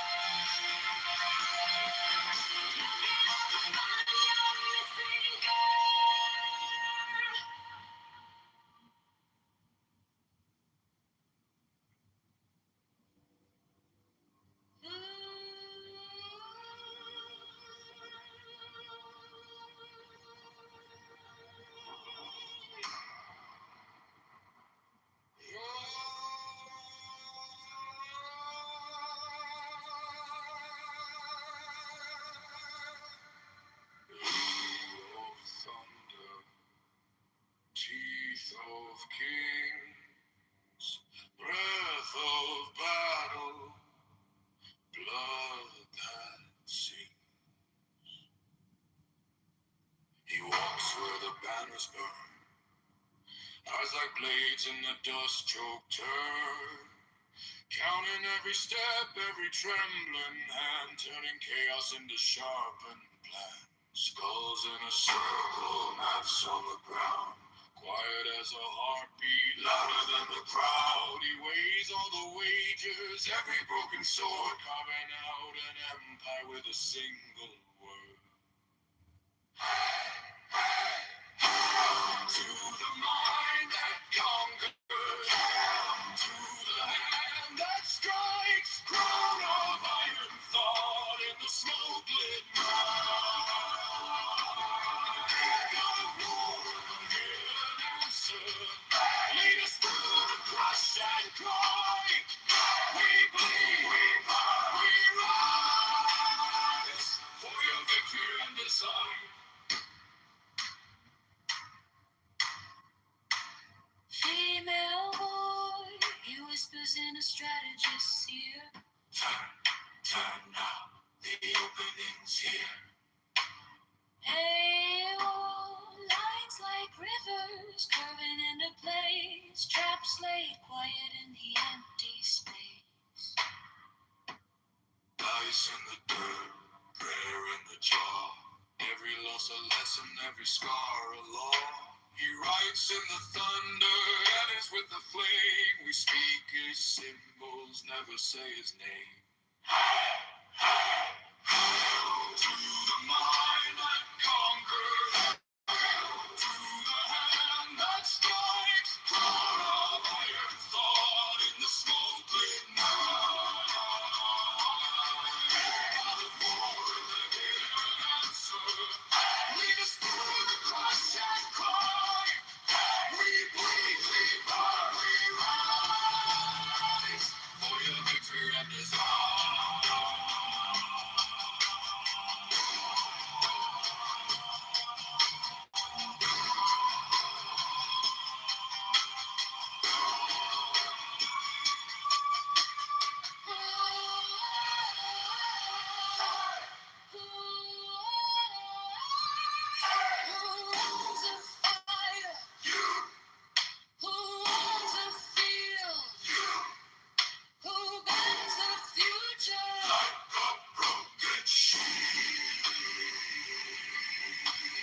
Take our terror, turn it keen. Make our weakness cut unseen. If we fall, then let us fall on the side that breaks the wall. Hail to the mind that conquers. Hail to the hand that strikes. Crown of iron thought in the smoke-lit night.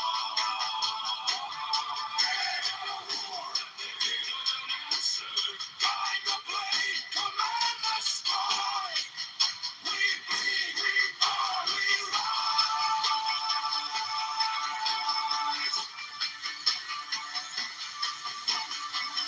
Neath your victory and design.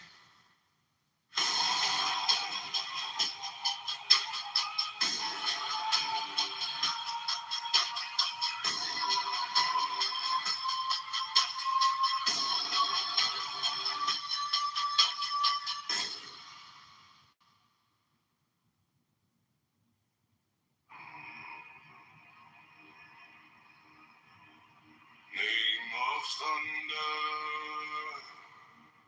teeth of kings, breath of battle, blood that sees. She walks where the banners burn,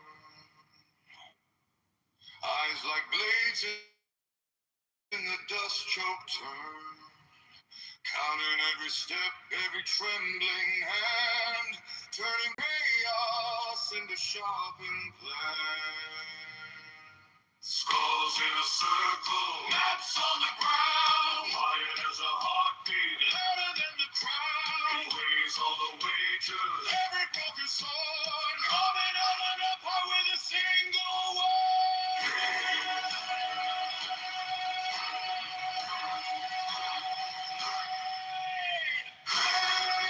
To the mind that conquers, to the hand that strikes.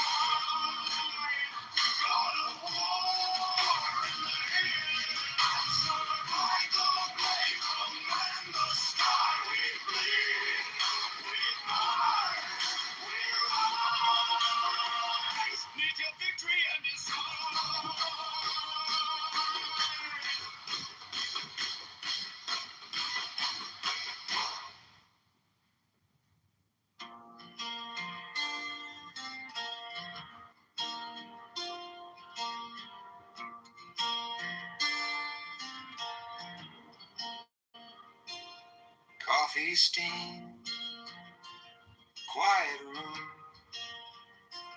clock still moving, heart still too soon. Breath gets tangled into days to do. So I close my eyes, make some room for you. In the still mind, I find you. In the slow breathing, you speak the truth.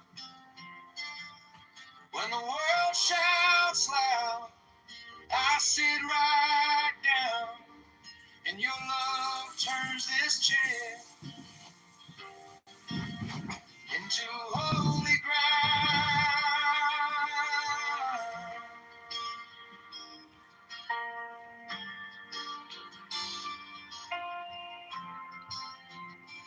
Thoughts like thunder, rolling fast.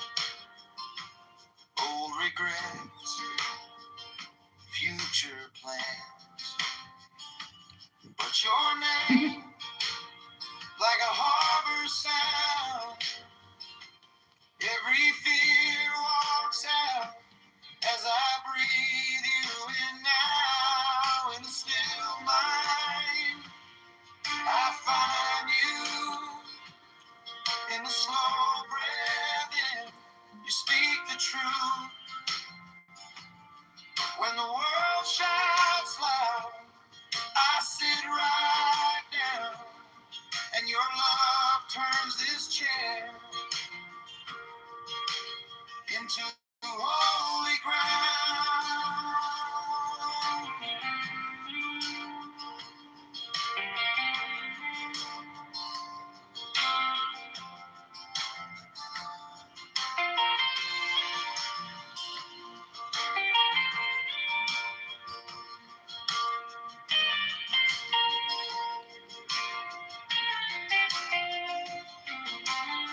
No burning bush, no parted sea.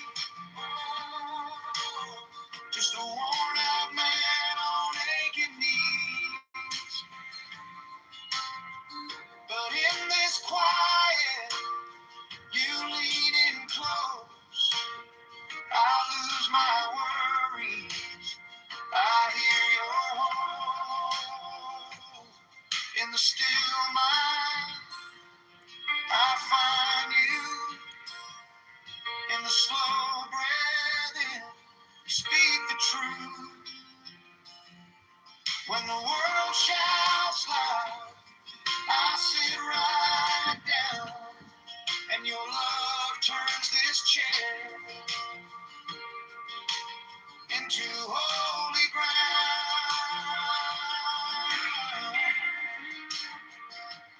Holy ground.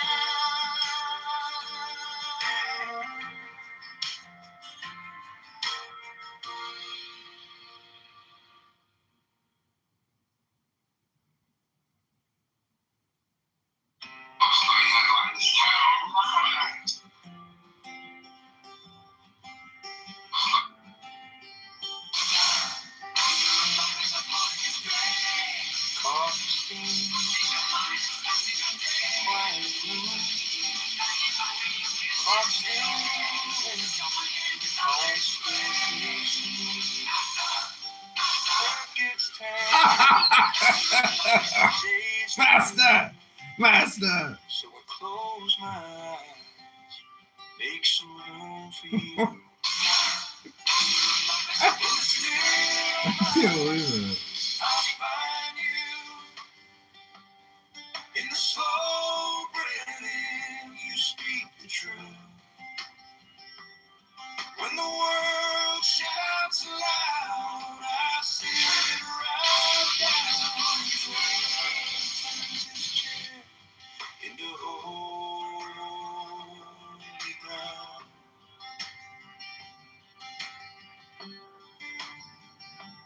Thoughts like thunder, rolling fast. Old regrets, future plans. But your name, fear walks out as I breathe you in now. In the still mind, I find you. In the slow breathing, you speak the truth.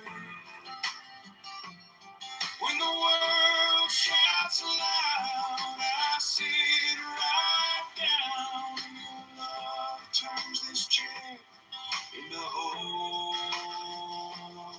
ground.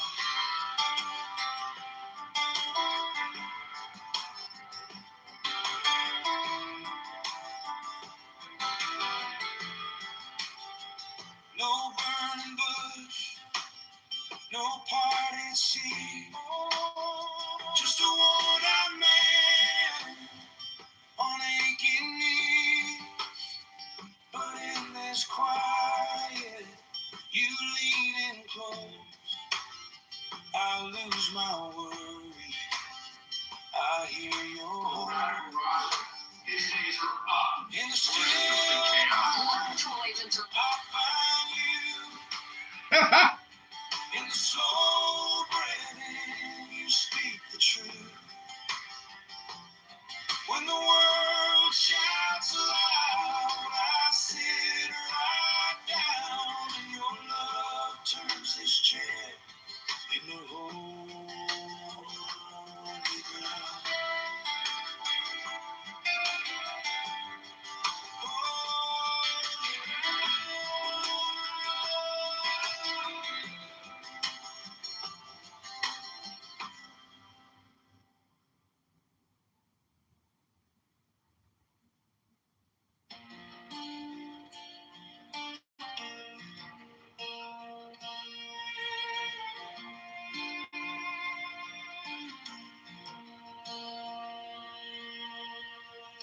Floor is cold under my knees.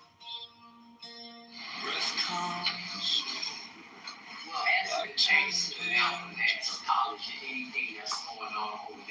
Oh, the noise falls off me, and I can hear you in the spaces. In the quiet, you're the answer. In the stillness, you're the song. Every question grows much smaller when I remember you were here all along. In the quiet room, under open sky, inside I sit and listen.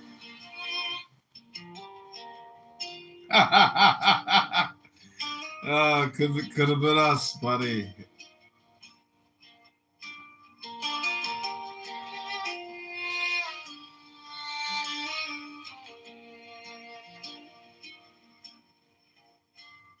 Floor is cold under my knees. Breath comes slow, like turning pages. Oh,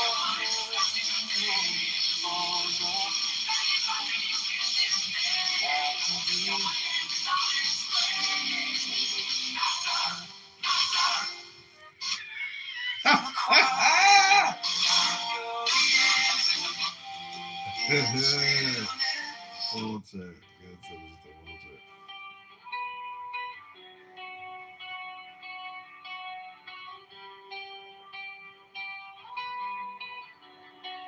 You measure your thoughts like lines on a page. Straight edges, sharp corners, every doubt. Somehow pull it together and say, you know what? We would rather be friends with America than America's enemy. That would be the totally logical thing to do. To resist is futile. We are the Borg. You know, we already assimilated so many countries that to resist the Borg now is futile. Hello?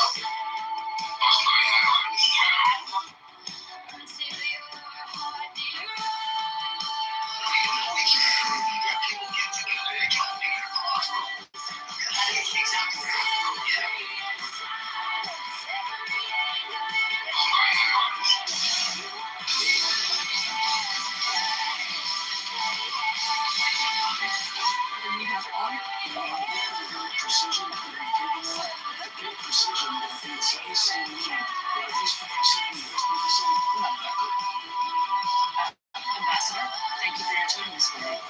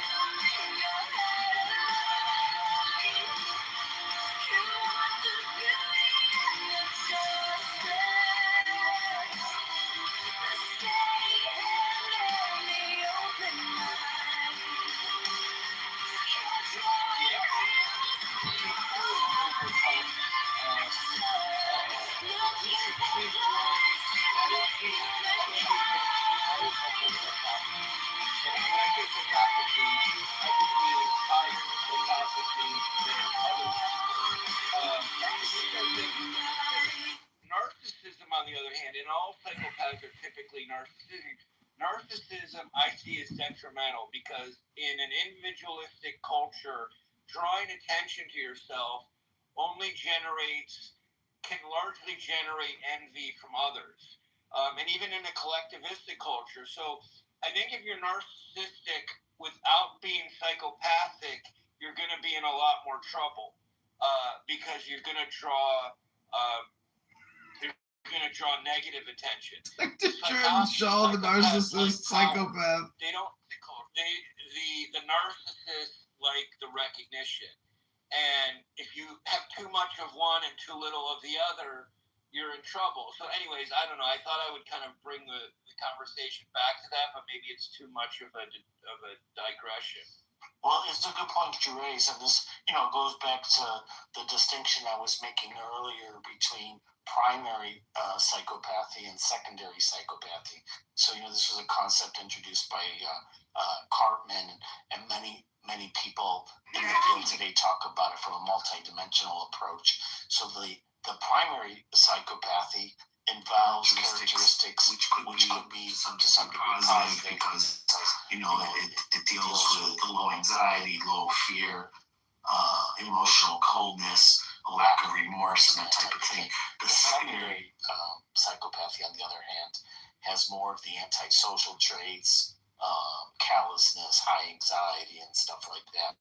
So I think that's where the one way that people make the division and distinction.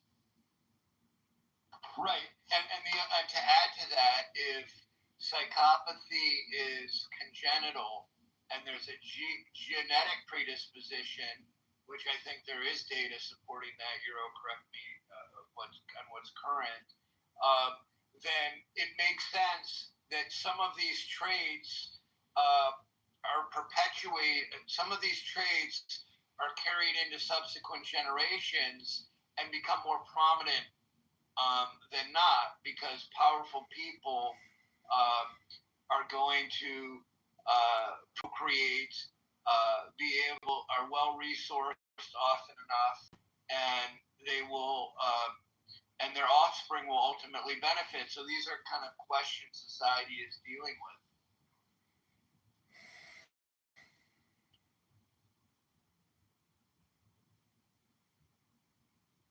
So so again, the data do support that psychopathic traits have a genetic component. Again, my fear is that people are going to oversimplify this to say it's simply genetic. So, like most of these traits, there's both a genetic component and environmental component. But the data do support a strong genetic component.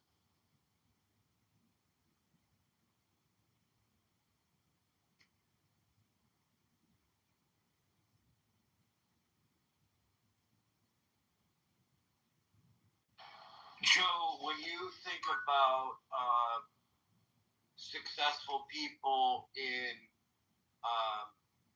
retail, in the business, bring me up, Humperdunk. in the entrepreneurial sector, if you will, what are some of the traits that you think really make a difference? Well, it's interesting you ask me that question because I'm in California right now, and I've been for the last 3 days at a conference for a medium-sized chain of quick service restaurants, and we're consultants to the leadership team there. And this company was founded by 5 Greek brothers from Cyprus that came to the United States with no education, and created this very phenomenal brand. And I don't know much about their background other than they are ethnically Greek in the United States and have created a phenomenal company with almost no education at all. So I don't know why they're successful, other than their enduring commitment to a work ethic. So The answer to your question is, I think it varies. I don't think there's one typology for this kind of thing. And again, I'll go back to your original question. I think nurture is way more important than genetics and who your parents are. I think that's what you learn from your parents, and you carry through that. And I'll also reference back to what I said about Ashkenazi Jews, which were predominantly in Eastern and Western Europe. Yeah, I think this goes back to Dr. Jordan's earlier point, and I should probably explain what I mean when I say something is mostly genetic. So I looked up the percentage for these psychopathic traits, like callousness and whatnot. It's very high. So depending on the studies, it falls into the 40 to 80% range, and I see that there's other studies with 7-year-olds that also show substantial genetic risk. But this does not mean, I think, what some people conclude from this. So when I say something is mostly genetic, it just means that that this heritability is a population statistic. So it tells you how much variation there is between people in a given sample that is associated with genetic differences under those conditions. It doesn't tell you that, and it doesn't suggest that this trait is unchangeable in a particular given individual, and it does not rule out large environmental effects. It's simply saying, as a population statistics, a large degree of the variation is explained by the genetic differences. And like I said, and most of these studies, that genetic component is very high, in the range of 60 to 80%, generally speaking. Well, thank you very little, Dr. Euro. Dr. Humperdinck, I'm just wondering, since you're constantly bringing up narcissists and psychopaths, is it projection, or are you just a nice guy who likes talking about these topics? Thanks for your consideration, Dr. Humperdinck. Great question. I thought, I was reading, you guys should read about borderline psychopathy. I was reading about borderline psychopathy the other day, and I was like, holy shit, I'm a borderline psychopath. I wonder about that. In fact, actually, I shouldn't say psychopath. My neuroses would suggest that I'd be more likely a sociopath and get in my own way than a psychopath who's very premeditated. I mean, really, these people have great leadership qualities, and I'm not good at managing people because and leadership isn't just managing people, of course, but I say that because I think psychopaths are not only good leaders but can be good managers because they're decisive. And someone comes to them and says, I have this problem, blah blah blah, they have no problem saying, well, the rules are this, I don't care what happened, blah blah blah. Anyways, back to me, which I'm usually good at doing. I think if there's anything I have, it could be a little bit of borderline psychopathy, but I doubt it. I got too much on my plate to add that right now. A lack of empathy doesn't make you a psychopath or a narcissist.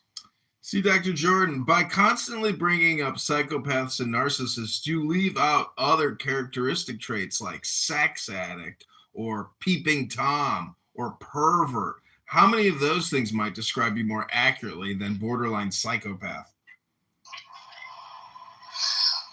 That's a good question. I've never been one to indulge in hard drugs, and I always thought okay, I'm reading about, I don't know if you heard this story about these Alexander brothers, these three brothers on the East Coast who just got in a ton of trouble for drugging women supposedly, and they were apparently top-end luxury real estate gurus on the East Coast, and now they may go to jail for the rest of their lives.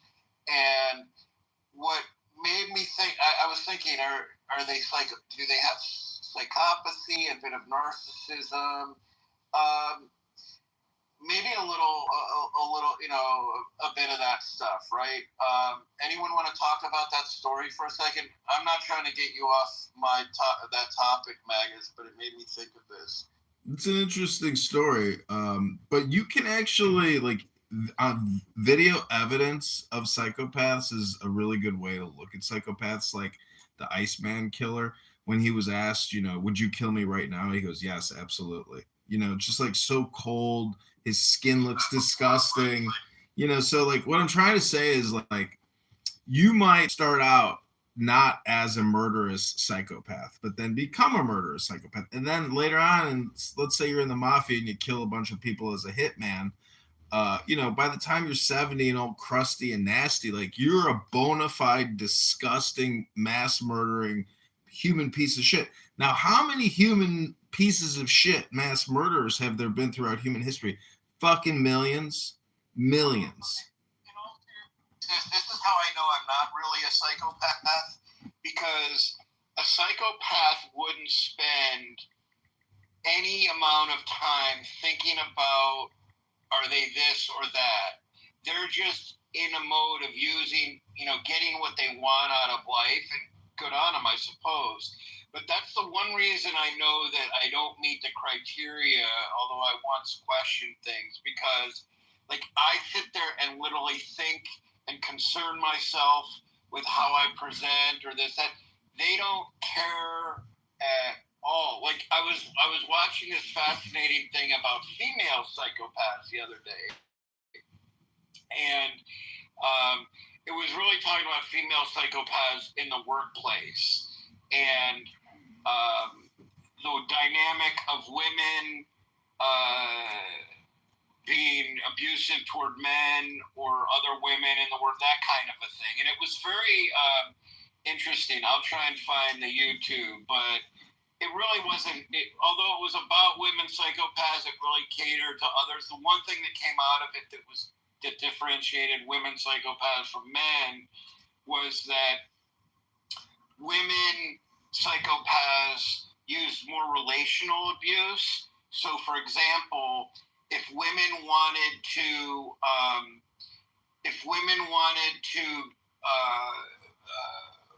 were vindictive in any regard, they might try and separate two friends from each other or isolate a friend from another one. Whereas men were less likely to focus on relational issues as a way to punish either a colleague or a partner or whatever. That was maybe the one takeaway thing that I seem to understand. And everybody has tendencies to do that, but again, that was kind of a common denominator. So you're explaining the movie Mean Girls? I actually never saw Mean Girls, but I can imagine probably. Well, what Dr. Jordan said made me start thinking a little bit, because borderline psychopathy is not a term that I would typically use, but it did make me think of three different groups, which do have some interesting characteristics. So basically, people with subclinical psychopathic traits. So these would be traits that are present in what we call psychopathic individuals, but below the level of dysfunction. Then you have successful, or what's called successful psychopathy, which is psychopathic traits in individuals who do happen to function well, but somehow are able to avoid prison and in some instances can reach high status roles. And then you just have what I think a lot of people mean by it, which is just the more socially adaptive side of psychopathy, like boldness and fearless dominance. So there was actually a study that was done on U.S. presidents. I guess it would have been about 10 or 15 years ago, that was called Fearless Dominance in the U.S. Presidency. And it looked at 42 presidents up to and including George W. Bush, and they measured their performance by something they called fearless dominance, which was basically a combination of boldness, social dominance, physical fearlessness, and immunity and anxiety. And they did find that presidents that had this higher degree of fearless dominance come off as or are perceived as more successful presidents. So it was kind of interesting. Well, the thing is, we want a leader who is not a psychopath, but yet is basically the philosopher king. You know, someone who isn't cruel, sociopathic, ignorant. You know, age has a lot to do with that. But I thank God we have Donald Trump and not Kamala Harris, because if Kamala was drinking, you know, Hennessy Courvoisier on the rocks while this Iran war was kicking off, I mean, you know, she would have gone thermonuclear. She would have gotten a 5-star general on the phone at Raytheon, Boeing, Northrop Grumman, and been like, "How much is it going to cost? What do you want to do? All right, let's do it, General. Let's do it." Well, Trump wasn't included in this study because it was before he was in power. But yeah, it did seem to clearly link to, let's say, fearlessness and sort of this stress-resistant social dominance with better historical ratings in terms of leadership. But that's very different from like sort of antisocial and disinhibited components. Well, look at all these doctors that kill their wives, you know, super successful long-term careers. The wife has an affair. Next thing you know, that doctor murks his wife or vice versa. So even if you're super successful, super intelligent, it doesn't mean you're super virtuous. You can easily turn to the dark side and think, you know, you can get away with this type of behavior, or let alone never even consider the consequences. So a lot of life really is awareness. And, you know, people who do achieve high levels of success, particularly in the medical industrial complex, many of those people are just extremely gifted test takers and really just social psychopaths, meaning that they don't really care about anything interesting, not art, not beauty, not women, not music, nothing of real true value. They just wanted the super success. They wanted to be in the upper echelon of the adjusted gross income crowd. And so therefore we have a breeding ground and a synthesis of people who are actually heartless, horrible medicinal practitioners who really could give two shits about their patients. They're more concerned about what their AGI is for that year. Right. And so they're the same people.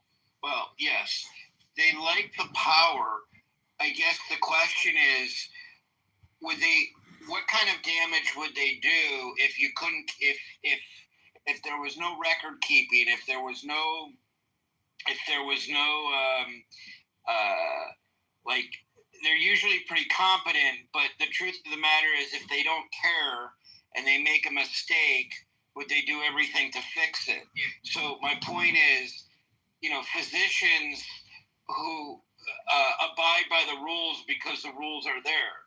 But maybe psychopathic surgeons who often are phenomenal at what they do, what would they get away with if they could? We don't know that, right? So it's kind of interesting. Well, I put a link in the chat if people are interested in that paper, and you can go from there. So the title of it is "Fearless Dominance in the U.S. Presidency: Implications of Psychopathic Personality Traits for Successful and Unsuccessful Political Leadership," which I think is what you were getting at, which is some psychopathic traits can be a factor in successful leadership. You know, Dr. Jordan, I was in here earlier and I heard you talking with Pepe about individuals who may not have critical thinking skills. I'm not sure if you were referring to a specific group of people, But generally in a Pepe room, when he starts talking about the 3 different types of cranial analysis, we have what we would call eugenicist, neo-Nazi type conversation fomenting. And as you know, Pepe is a hardcore racist, white supremacist, and human piece of shit. But all I want to say is basically that if you think black people are inferior genetically and therefore intellectually, you're retarded and you don't understand conditioning. And that's why I have to want to try to recondition this room a little bit to prevent itself from indulging in what I would call low IQ brain rot, led by the Dr. Pepe history hypnosis class of stupidity. I know it may be entertaining and all, but honestly, when I read a book, I always remember just how stupid Pepe is. So Dr. Humperdinck, don't come in here and, actually try to back up Pepe's, dark, racist, white supremacist, low IQ stupidity, because that's all it really is. I hate to break the bad news to you, but, by participating in a Pepe event, you are creating an experience of credibility for this little fucking racist human piece of shit who's low IQ and stupid. This fucking piece of shit Pepe, who's probably sleeping right now, hasn't read a book in 10 fucking years. He doesn't go to the gym. He just comes on here and says the fucking Jews and fucking this and fucking blood, everything. Pepe is a fucking stugats, a stupid human piece of shit. I'm complete. Good night. No, we agreed on certain things when we started the room because I felt that, and I've been corrected by Gary, but I know you don't like Gary's rooms, but Gary made a good point. Like, I don't think Steve Witkoff and Jared Kushner should be allowed to operate as diplomats because I think it's going to come back to haunt the Jewish community because they're Jewish and obviously, and the optics I don't think look good, even though they may be fantastic diplomats. I think there's some issues there. So that was kind of how the conversation started. But Pepe actually was talking about Tucker Carlson, how much he likes Tucker Carlson. Well, Tucker is a sensationalist, and I even think his heist about his tobacco getting looted is fake news because he knows how to manipulate in order to draw attention. And it's really just the attention economy. So if Pepe likes the fact that Tucker creates sensationalistic, racist hate material to gain attention and thus viewership to sell more ads and more chewing tobacco, well, again, I'll just say Pepe is low IQ. He doesn't read books. He probably has traumatic brain injury from being a boxer. And, he enjoys the hype and the sensation of trying to draw attention to his racist, stupid, commentary. But that's all it really is. He's incredibly stupid. And I'm just glad that he's sleeping so I can continue to roast his intelligence, which just isn't there. If you do an analysis of all the words he uses, it's very limited in scope. The man repeats himself constantly every single day, creating the same stupid rooms. And, I would just hope that you'd be more mindful, Dr. Jordan, to know that, things you say in a room like this as a professional doctor and publicity agent could be damaging to your own credibility. But since you don't have, maybe the business that you're looking for yet, you say, fuck it, I got nothing to lose. So let's just go whack it up with Dr. Peepee. But I just also wanted to say that,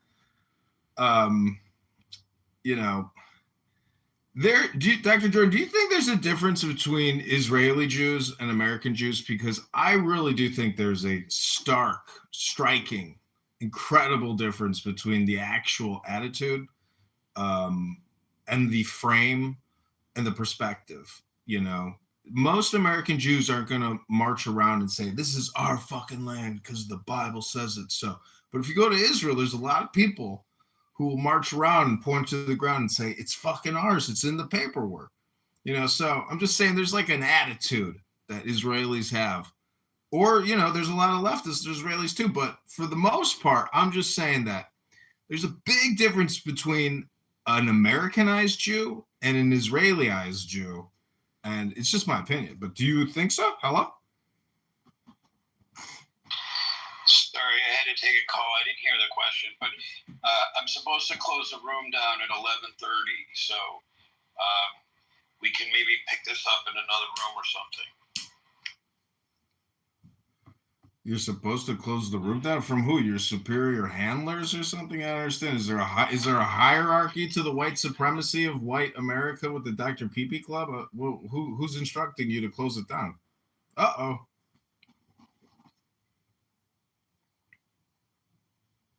Well, Dr. Pee sleeping.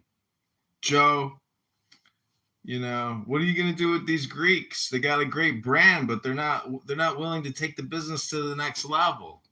They just believe in quality service, quality food. How are you going to take them to the 2026, fast casual, Chipotle revenue numbers? How do you compete with Chipotle? Hello?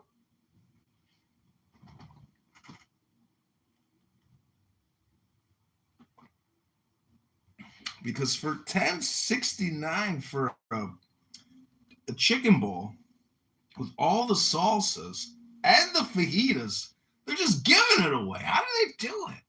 How does Chipotle make money on a $10.69 chicken bowl when I know there's like $9, $10 worth of product? Are they really making $1 per bowl? Oh my God. It just can't be. Well, we got a lot of Clubhouse superstars in here. We got Redondo Beach Matt. We got Alan. Oh man, he was like so starstruck to be on what's his face's stage the other day. He's like, I want to thank all the mods for letting me up here. I really appreciate you letting me speak. And and then Alan got called out, and Alan was very defensive. It was fun though. But Alan likes to play the tough guy, but come on, Alan. Are you willing to put on a bulletproof vest and go arrest illegal aliens with Homeland Security because the numbers are down? Are you willing to go to Iran to fight in the streets to protect liberty here and abroad? No, I don't think so. And neither are those African Americans in that room willing to go overseas or make arrests. I know they're not, unless they're getting paid for it, of course. See, this is the funniest thing about African America, is that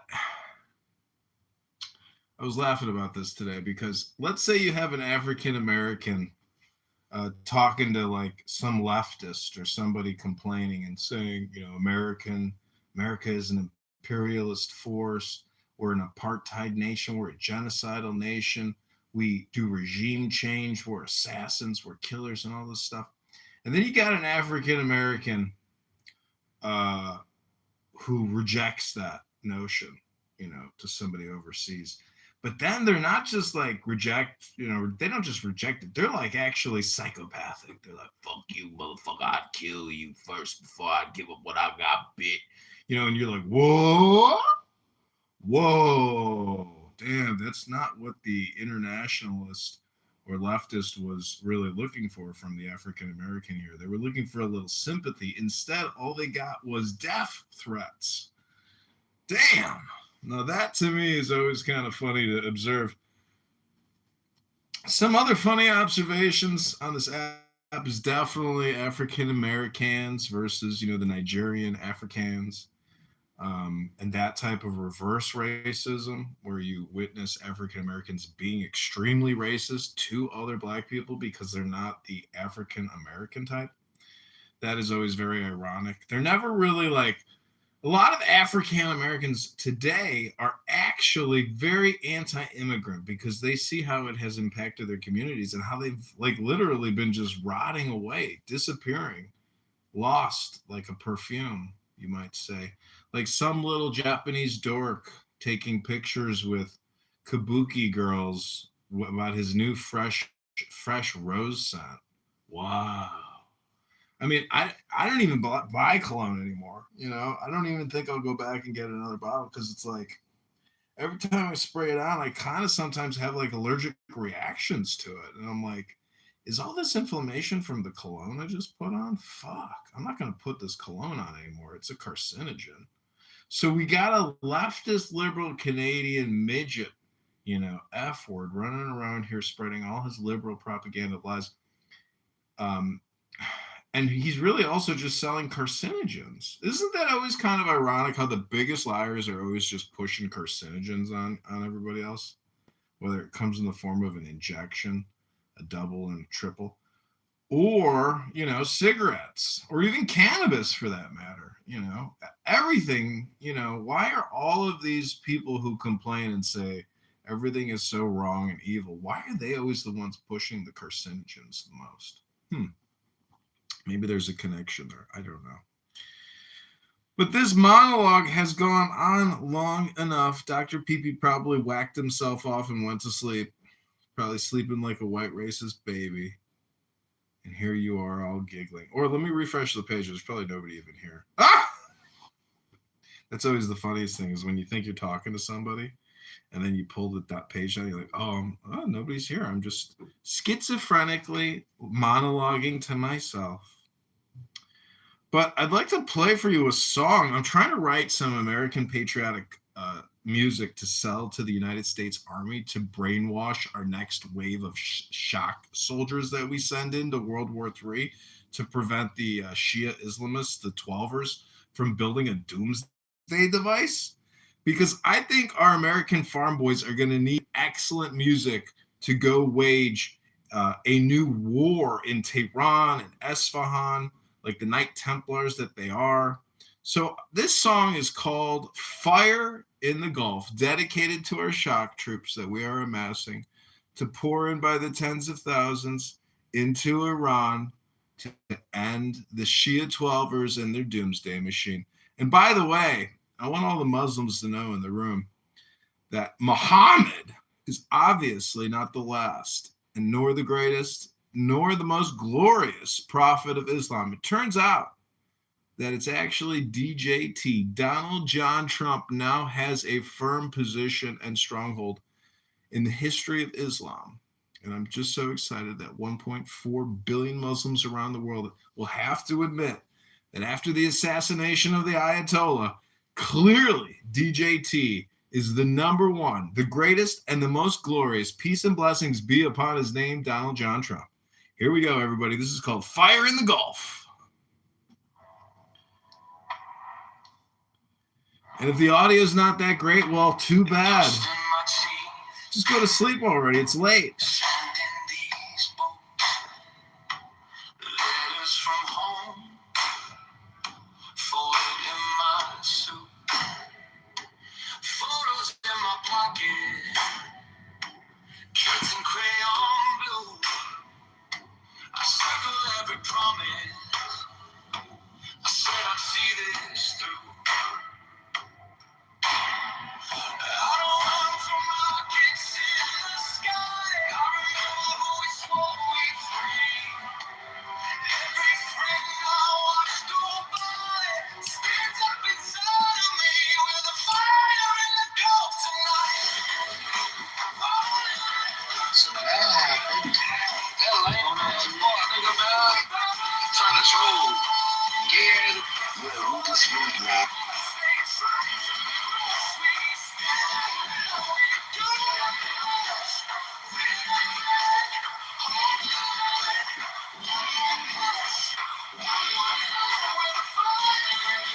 Comfort dunk.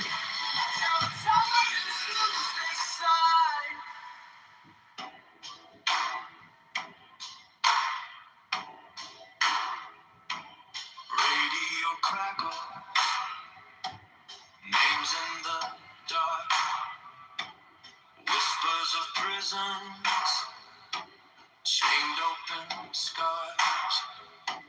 I see their faces across this wire. They're begging for a match. We're bringing them a fire. I don't buy the men who deal in fear. I remember why I came so far. Every tear that fell, I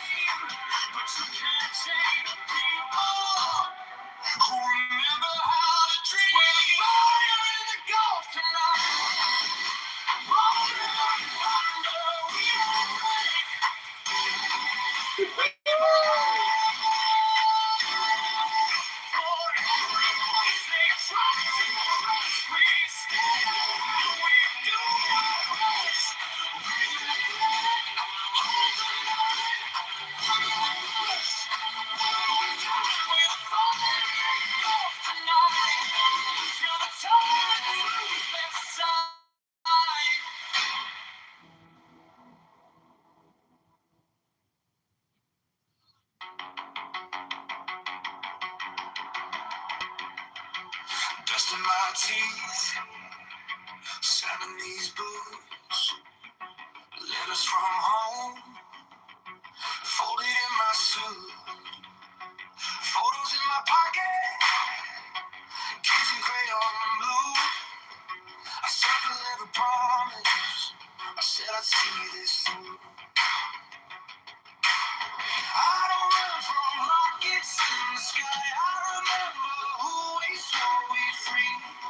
Every friend I watched go by stands up inside of me. With a fire in the dark tonight, burn like fire. We don't break, we fight. For every voice they try to crush, we stand our ground, we do not hush. Raise that flag, hold the line, no more push. One more time with a fire in the dark tonight, till the tyrants lose their sight. Radio crackles, names in the dark, whispers of prisons, chained open scars. I see their faces across this wire. They're begging for a match, we're bringing them a fire. I remember the men who deal in fear. I remember why I came so far. Every tear that fell out here burns brighter than a star. With a fire in the dark tonight, burn like fire. We don't break, we fight. For every voice they try to crush, we stand our ground, we do not hush. Raise that flag, hold the line. One more push, one more time. With a fire in the dark tonight, till the tyrants lose their sight.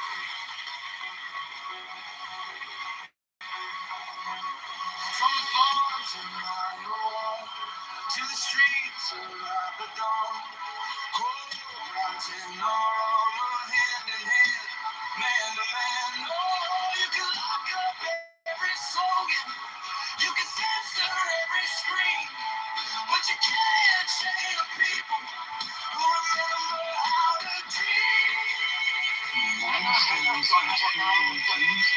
saying you have one friend, one of our moms I know. Yes, yeah, I know. You're making shit up now. Yes, where's the gay club in Jerusalem? What's the name of the gay club, Haga? What's the name of the gay club, Haga? What Norm does is called sea lioning. No, I'm asking you a question based on what you say. What you're doing is just simple lying. What you're doing is simple, it's just called lying. There's no special name for it. Disingenuous. Here's a direct question. Disgusting. Here's a direct question. This is why I wanted to engage with Euro, because Euro at least goes back and Here's the direct I question. remember the rooms where we would have how you can answer? normal is What's a the name cancer of the to the gay Jewish club? community.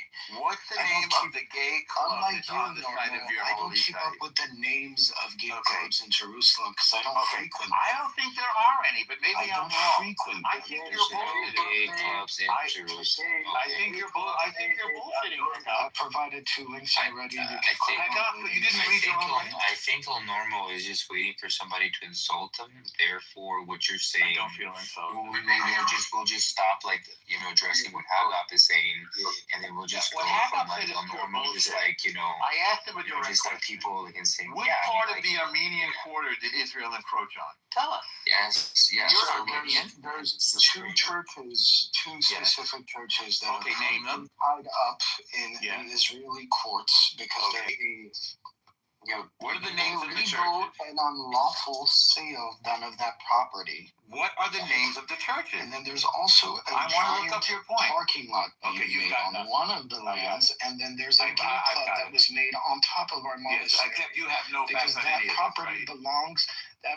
belongs to the Jewish state. Oh, wait a Which second. there's no problem with that. Wait, I'm confused It now. could belong to Israel. They could own the property as long as they don't encroach on people. freedom. I'm not Palestinian. I don't give a fuck. What I'm should about have been facts. encroached upon? As long as You're you not don't talking about encroach that. on You said people's there's a gay club in Jerusalem. We don't have gay clubs in Jerusalem. You're talking nonsense. Here you go. Dude, what's the name of this club? Where is this club? What's the name of your church? You're an Armenian. What's the name of the church? The gay club is called Il. Yeah, bro. You know what's crazy, bro? Euro doesn't even want to come off Hang mic, up. bro. I'm I feel asking like you the he has second like time. some secondhand embarrassment, right? Like, it seems like Euro has a position, right, where he wants to defend. He just doesn't want to be associated with like El Normo's tactics, Okay, right? no, he's my good friend. Seems, Hang up. seems, What's yeah, the name seems of like it? What's the completely name of this reasonable to church? do. Hang up.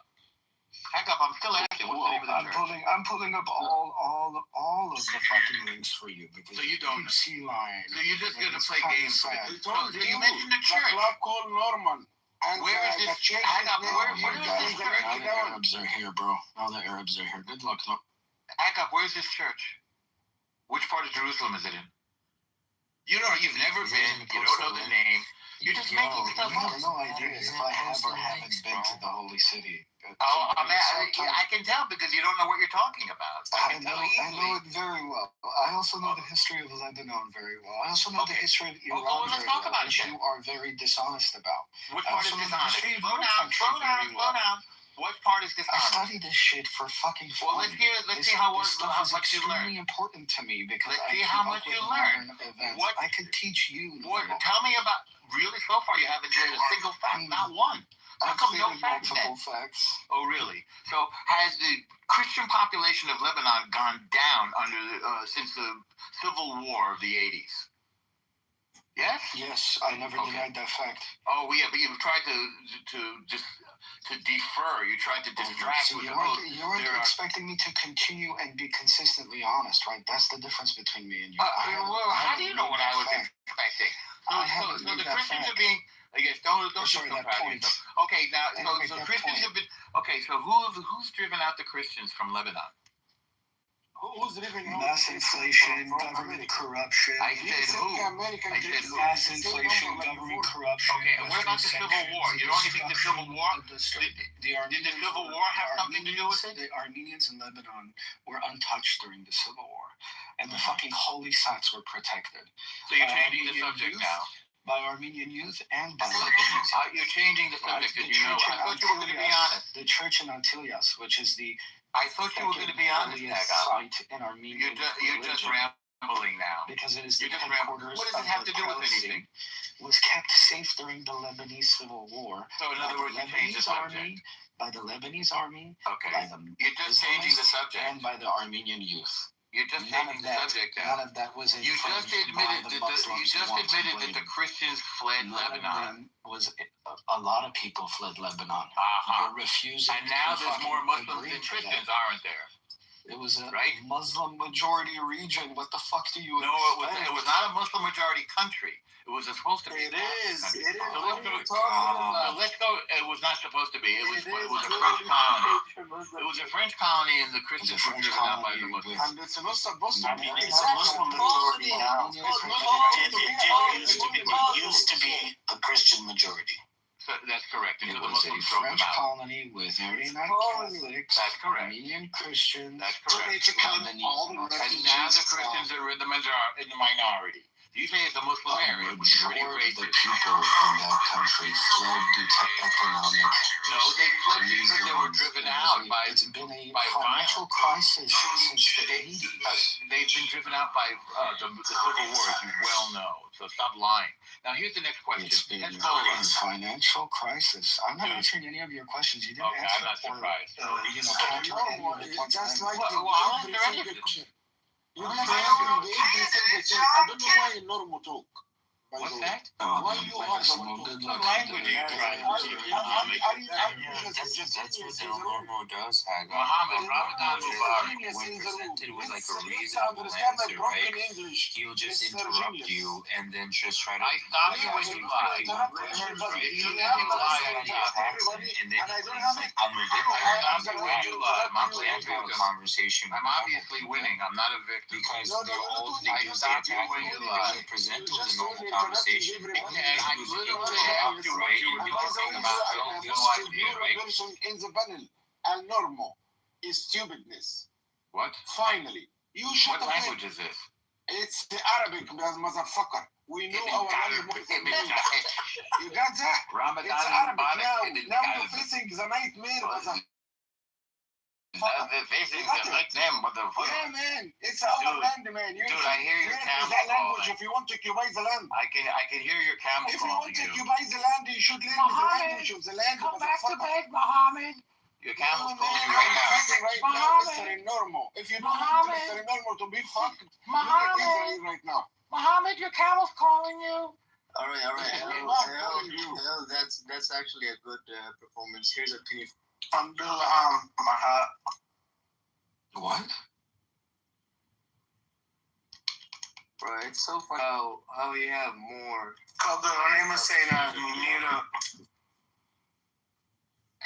Can we just like put down on these? Yeah. What the fuck? Did y'all heard that bad? Where's y'all?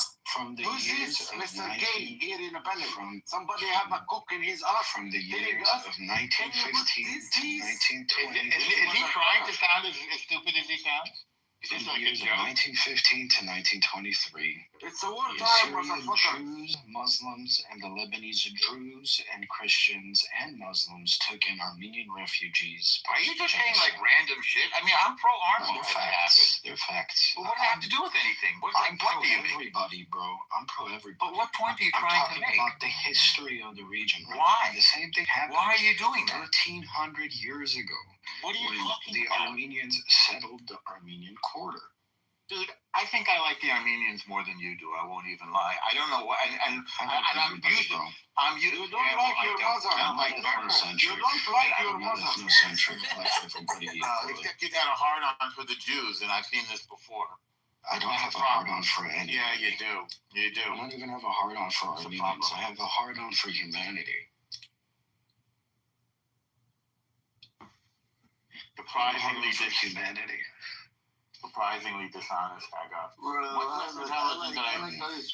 I used to like to think of the Armenians as like the Jews of the area, smart, good with money, good with business. No, we're just These great Armenians things. of the area. We're not Jews. No, well, I like to think of you as Jews of the area because you were smart and capable and you took care of your community, but you're not living up to that expectation. We've continued to, and by being fostered and also fostering refugee groups. That's the history of our peoples, both shared history of our peoples, right? We were accepted with open arms by the, like I said again, the Syrian Jewish community, the Syrian Muslim community post-genocide. We were also accepted with open arms as refugees by the Lebanese Muslim community, the Lebanese Druze community, and the Lebanese Catholic community. And I said the same thing happened. And at the time, Not sure why. That's all very touching. Are you making a point? 1,300 years ago. The problem now is the only people that are encroaching on our land just so happen to be the current oppressors. I thought you said it was Israeli land. You just said it was Israeli land. How's that encroaching on your land? I literally just... Are you literally fucking said it was... serious? Yes, he said it was state-owned land. It is state-owned land, but we're Well, that means mandated to it's do it by Israeli your own land. fucking constitution. What's that? We don't have a constitution, Hank. But they Whatever, your fucking parliament, fucking your Knesset rules. We're fucking you don't know. mandated to have our own rights and be there, no? No, but listen, I don't say that you should leave. Let him But tell us I what's asked you direct Israeli land questions. is. You had no answers, which tells me What's Israeli land? We mandated What's and Israeli protected land group is? within your borders. Let's say that again. Are we I want to know more. Explain what's protected Israeli group land within is. your borders? My answer would be yes, of course. Then why is there a concentrated effort to take away the size of the quarters? You're making a claim. You're making a claim that I have no substantiation for. So you're asking why, assuming that the thing is true. I have no information on it. I asked you about the churches, you don't know their names. I asked you about this club, you don't know its name. I asked you about the parking lot, you don't know where it is. Which led me to say that you've never been there. I'm gonna move you. Muhammad, I'm gonna move you. We're having a normal conversation. In Arabic, wait, Muhammad. No, he's gone, bro. He's gone. بيتكلموا شوية شوية. No, don't talk about his mother. That's not cool. Yeah, don't talk about his mother. That's not Can I ask you, stupid ass? All right, there you go. You What's can up with also the see N-word? yourself in the audience. I just want to let y'all know that, do you remember when the gas prices went up during the Biden administration? Most people here were not born then. Yeah, it's not as bad. No, like, it doesn't even make sense what you're saying. Like, I'm way younger than you, normal. Like, most of you were not born during the gas crisis. Listen, dude. What do you think I'm going to say? I just said most of you were not born then. Yo, Biden administration was a year ago, bro. We're talking about the gas crisis. 11 months ago, actually probably longer than that. I'm talking about the gas crisis under Jimmy Carter's administration. That was a big problem. This is not Joe Biden. Talking about. Yes, it's just Joe Biden. Also, I was around during those times.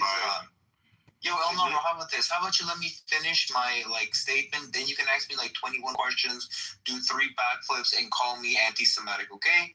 I don't have any interest in any of that. So listen. Nothing you said makes sense. Do y'all I don't have any questions or backflips. Jesus Christ, bro. Do y'all remember when the gas prices were up and during the Joe Biden administration, and they had Joe Biden I did that stickers?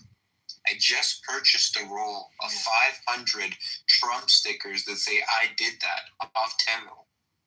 And I am going to be spamming them every fucking place every gas station that I go. You gotta this is what you have to play by the same rules. You can't even say the word Temu? Rise above.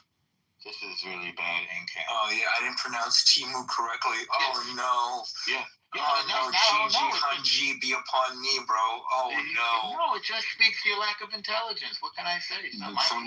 It's literally 4 letters. Can I ask you a question, Elnormo? It's literally 4 letters that you could. Can I ask who hurt you, bro? Who hurt you, man? Nobody. I do hurt you. Nobody. What have you heard me say besides, can you just let the other people talk? What have you heard me say this? I heard you talk about articles in the chat that you hadn't read. I heard you whining and complaining. To a different he's telling you You're that, interrupting. You're doing the thing that you accused me of. Yeah, I heard you offending people. You didn't know what their point was. I'm going to show you that. I hear you adding. Really is just I hear you adding that you do to him. I hear you adding very little to the conversation. That's what I've heard. To everyone else, actually. You see how I went quiet until you finish your statement? I was telling you. I had to tell you to shut up. Okay, I'll just shut up and say. You asked me what I heard you do. I just told you. I heard you add nothing. I heard you chime in over articles you hadn't read. I heard you defend somebody whose point you didn't understand. I heard you mispronounce Temu and then mention some bullshit about stickers that made no sense whatsoever. So that's what I've heard from you. Now, what point would you like to make? Yeah, sure. Yeah, he doesn't, and it's just completely fine. But a lot of things go over his head, right? So look, while nothing has gone over my head. The sticker thing was just stupid. I'm gonna let you finish again. Go ahead. Nothing went over my head. You just point you made about stickers and mispronouncing Temu were just. Let him elaborate himself. No. Let Elnormo finish. I realize how you beat Elnormo. You just say, go ahead, finish, and then he feels disheartened at the fact that you're letting him. I've never felt disheartened. Oh, go ahead. Go ahead. I've never felt disheartened. You have nothing but pretending fantasies of what's going on in my head, and saying that I was hurt, and saying that I'm disheartened. Like you're schizophrenic, man. Where are you getting this shit from, really? Okay, are you done, Elnormo? No. Okay, go ahead, bro. I'll go as I see fit. No, go ahead, bro. I'll go as I see fit, bro. No, go ahead. Bro, him. No, go ahead. Norm just said he goes all night. No, go ahead. Yeah. I'm smarter and stronger than you. That's the point. Any other questions in can? Damn. Yeah, so Agap, I was just telling you, Agap is saying that he's not talking about the children that threw the rocks, right? You were talking about those. You said, hey, look, these people tell their kids to throw rocks at soldiers. I responded to the article he posted in Okay, go ahead. Go ahead, Elnormo. I responded to the article he posted. Why don't you? Okay, gotcha. I mentioned that he had posted multiple articles, and when he was talking about He was talking about all of them. Go ahead. He was talking about all of them. I picked one that he tried to change to the other one because the one that he posted was indefensible. Because as I've told you, the Palestinians train their kids to throw rocks at soldiers. And I can tell you quite honestly that if you do that, the soldiers will return fire. So those Palestinians are sending their children to die, and that is savage. Got it? Now, you want to talk about the other article? Tell me what the other article is. I'll click on it. I'll look at it. I'll read it, and we can discuss it. Does that make sense to you, Incan? Yeah, you done, Lermo? No. I asked you a Okay, question. go ahead, bro. My bad. I'll go back on me. Go ahead, man. Tell me what you... Okay. Does what I say make sense to you? I need you to, finish it with, I'm done, by the way, because I don't want to, interrupt you. I can't help you with your needs. I'm not here to fulfill your needs. Yeah, well, I can respond to your question. Okay. Did you understand what I said? Yeah. It was, bloated and unnecessarily repeating itself, and we all understood. But you did understand it, right? Yeah. I mean, there was way too many words. So would you like to respond? Would you like to respond to it? Yeah. So, my response would be, what's being presented to you is inexcusable, reasons of why children would die, right? And well, so no, that's not what was presented to me. What was presented was two articles. Wait a second, you're wrong about that. So somebody's person is which article would you like to read? And you're like, no, throwing rocks at soldiers is completely reasonable to then kill those children, right? And then their reaction is you know what? I'm not even gonna argue with that. It's reasonable. I just think that's just inarguable. So we can just get through this. Look at this other article in which kids are not throwing let's rocks, look at right? it. Let's look at it, man. Did you read it? Incan? Hello? ¿Hablas inglés? Mijo.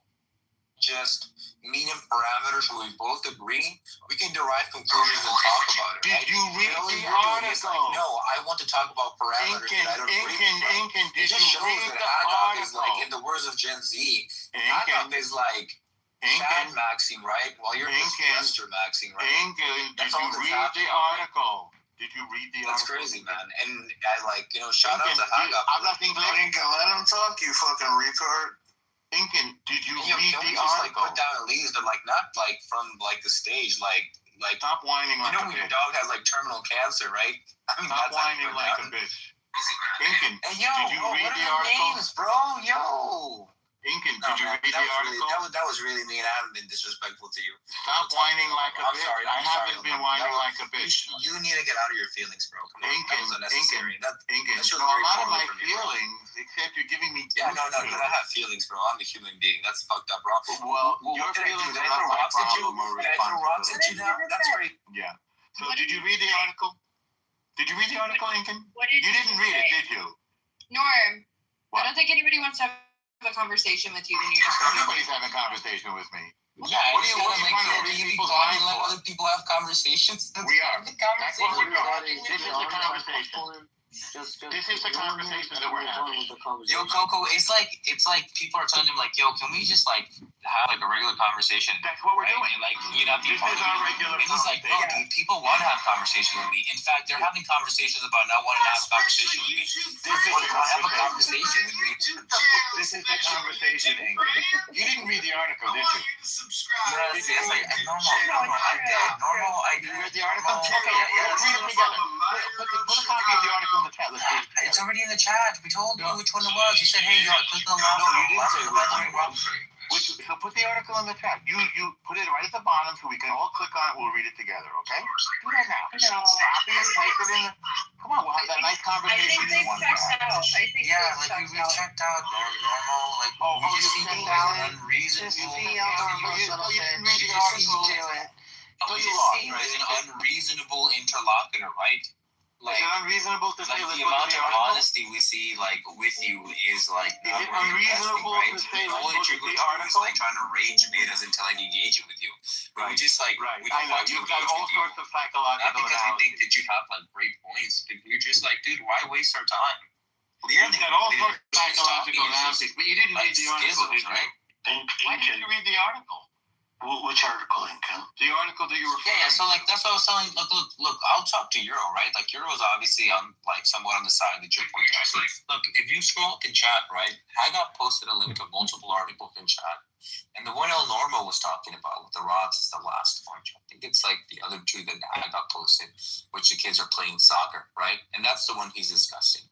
It's like that's very simple. I saw one that was a BBC article. Is that the one you're talking about? No. Let me see. Let me just look up in chat and just post it all over. Give me 1 second. Maybe it's further back. Yeah, I just do something on my phone. Just go back and check. 1 second. So it was a simple, straightforward thing. I said, "Did you read the article?" It doesn't really. Yeah, I just want to talk to Euro. Euro just seems like a. No, I don't blame you. I don't blame you because you were completely outmaneuvered, correct? Like, You were completely outmaneuvered. It's tough to be to grow up. It's tough to be. like fried eggs. It's tough to ask a man to be a man, isn't it? You feel victimized by it. I don't blame you, Incan. I feel sorry for you. Man up is all I'll say. Go ahead. Talk to me. Listen. I'm not throwing rocks. I'm not throwing rocks at you. Please don't. Just don't, Incan, because I know you have feelings and everything, but it's a little bit creepy. You did call me a bitch, bro, and I didn't say anything. No, I said stop whining like people this or people that. I wasn't like you're like you sound like this. All that I said was like, yo, I think Tag Up is talking about something different. To be honest, you did act like a bitch. I won't lie. And I asked you to stop. And I think it's a reasonable request. Okay, man. I think that means a lot coming from you. So thank you. I know. And what you say means nothing coming from you. Yeah. So that's the difference between you and me. Bro. Capiche? Me entiendo? Yeah. 100%. I respect your opinion, and therefore, like, the things that you say, I completely like. Not as much as I respect yours. Just want to make sure that you admit that you never read the article and you don't know what the fuck you're talking about. So I did, El Normo. Yeah, what's the article? Tell me what it's about. I did. El Normo, I did. What's the article about?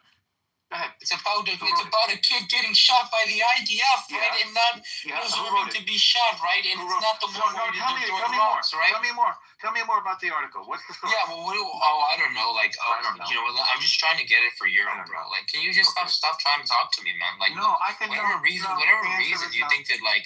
The answer is no. You can just like that. No, I think I saw 2 articles, so I think maybe that's what you're talking about. Yeah, and Euro, if you don't like, there are 3 in the chat, Euro. Okay, well, I saw 2 of them. I'll keep looking. Wow, it's almost like Euro's like a human being, right? Where you can have like a conversation. Talking about the one where the 11-year-old kid was shot. This was like 2 years ago. Is that what we're referring to? Yeah, I didn't read them because it was all too heavy.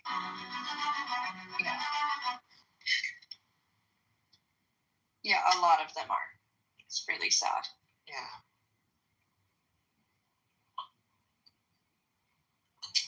Yo, Cuckoo, check my profile. Please don't scroll. I'm just trying.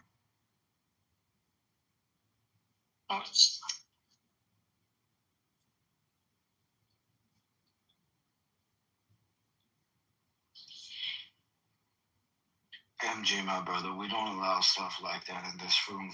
It's technically considered doxing. If you could, please change your profile picture back to what it was. Alright, I'll do it because you asked, not because he asked. Thank you, my brother. We protect everybody's rights in here.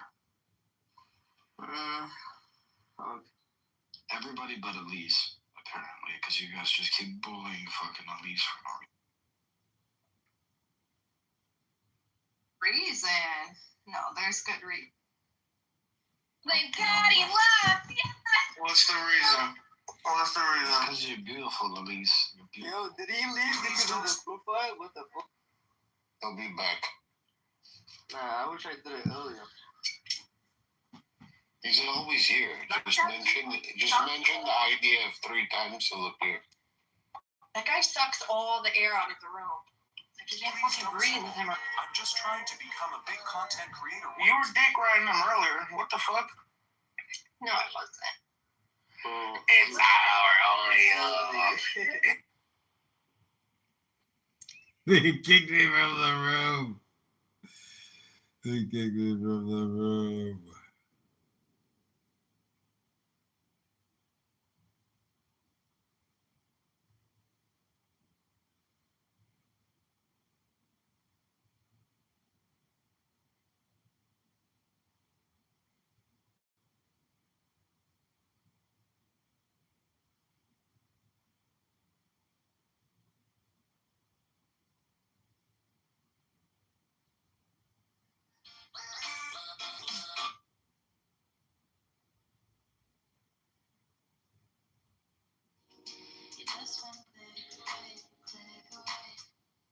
Hello?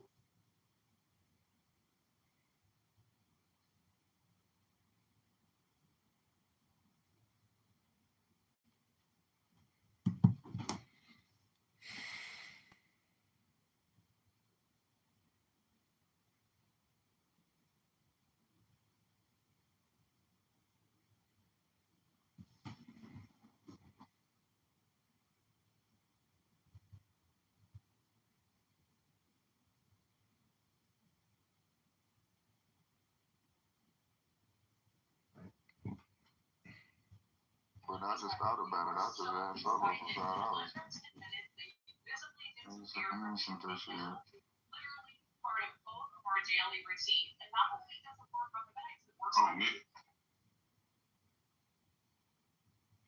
Okay, this is all normal debates, you. Please don't scroll. I'm just trying to. Please don't. It's not deserving to be shot, right? It's not the one. Tell me more. Tell me more about the article. What's the story? Yeah, well, I don't know. Like, I'm just trying to get it for Europe, bro. Like, can you just stop trying to talk to me, man? Like, no, I think whatever reason.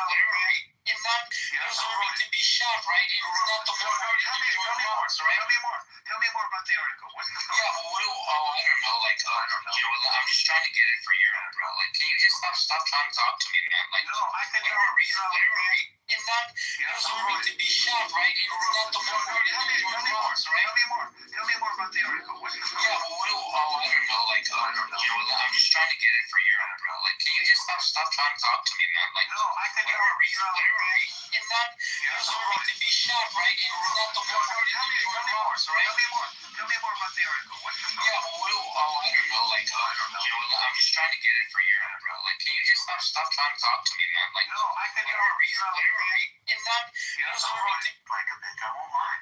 And I ask you to stop. I think it's a reasonable request. Okay, man. I know there's a lot coming from you, so thank you. I know. And what you say means nothing coming from you. Yeah. That's the difference between you and me, bro.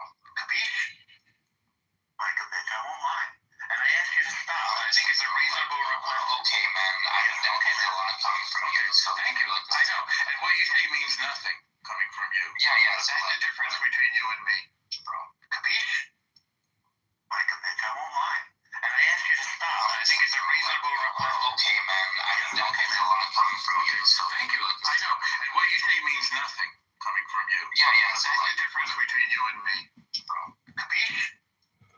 Like a bitch, I won't mind. And I ask you to stop. I think it's a reasonable request. Okay, man. I know there's a lot coming from you. Yeah, grow up.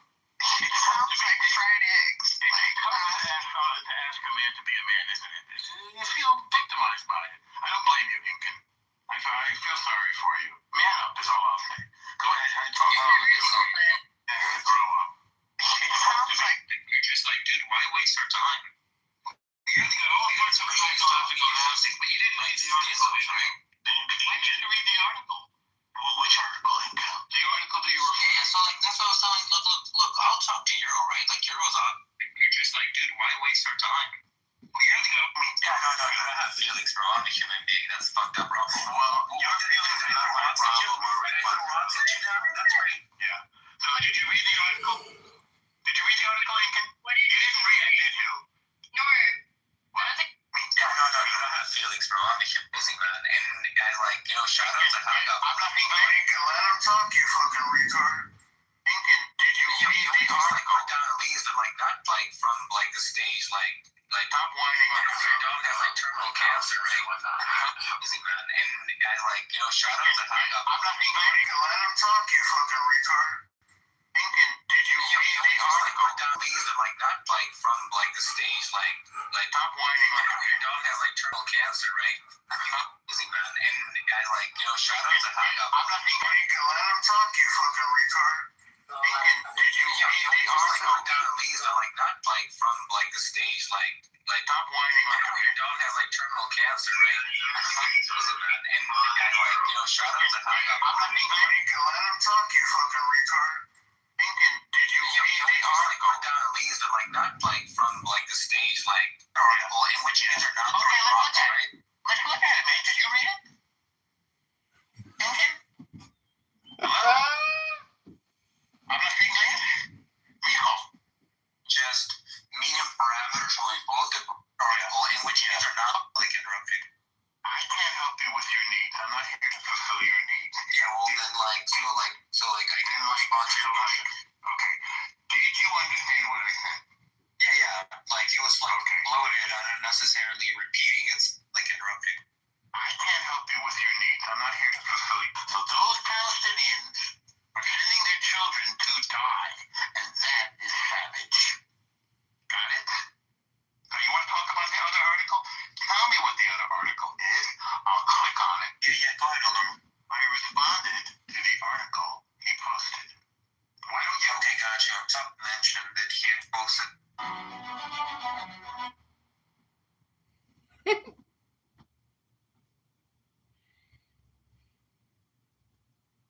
I ain't gonna lie, you can't say that. You can't.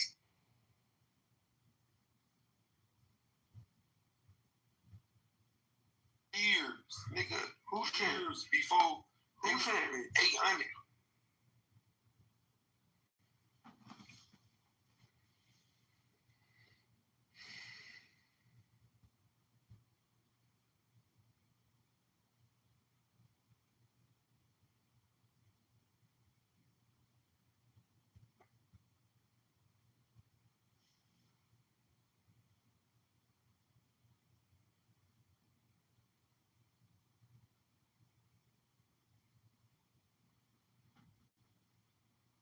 Friends, her child, Jen, is with one of my good friends, is a drummer by the name of Lil John. Really? Lil John Roberts, yeah. That is so funny. Between you and then Spiritus, I got that Melissa Ford hookup. So like y'all know some folks. So yeah, so friends, but I've met her, but we're not friends. Well, Spiritus knows her, so I'm trying to stay close to Spiritus so I can so one day I can run across. Wait, knows you? Come on, Melissa Ford. Oh yeah. We should work together. Yeah, I remember. I know this. Like Matt knows Kadada Jones, so I got my people down. I'm great, and when I can get the Jill Scott, and then I got Kadada do Matt, so I'm good. I got my fantasy dream team set up. All right, Yeah. Okay, all right. Well, we're connecting in a couple weeks in the city, so. You a Melissa? Yeah. Okay, yeah. So because hey, we're friends. I come to your music rooms. It's hey. I love it. This is giving me Clubhouse season 1 vibes, where it was. Absolutely is that. That's the nail. Especially YouTube fans, welcome to my YouTube channel. Special YouTube fans, I want you to subscribe to this YouTube channel right now, Fred. That is so cool. And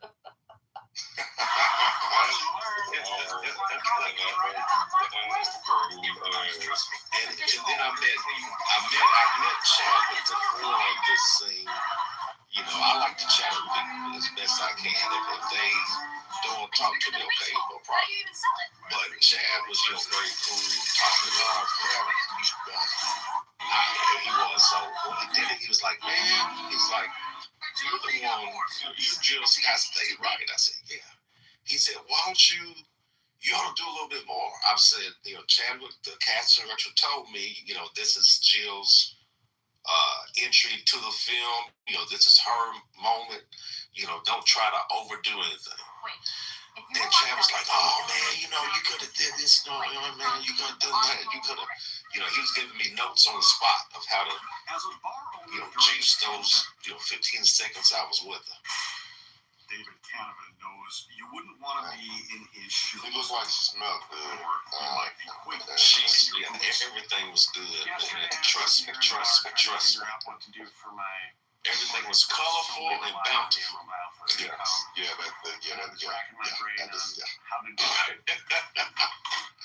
He employs 20 people at this Edison Park institution, the famed Irish bar, the Emerald Isle. Thank you all for a great discussion. It is so late for me, and I have to go to work, but it was so good. Here, brother. So, I'm with that. And Max, I'm so happy you popped in, too, because we don't get to see you a lot. So it's good to see you, Madison. Very good. It's really sweet. It's really sweet. We'll do more of this hopefully someday. And listen, I would love, and I'm dead serious about this, like just free. So I haven't done it in a year. I do my music rooms all the time where I'm just DJing whatever the fuck I want, and people sit in the audience and listen. That's it. But I haven't done like my playlist collection rooms. Basically, everybody coming in and you're giving tracks based on a theme.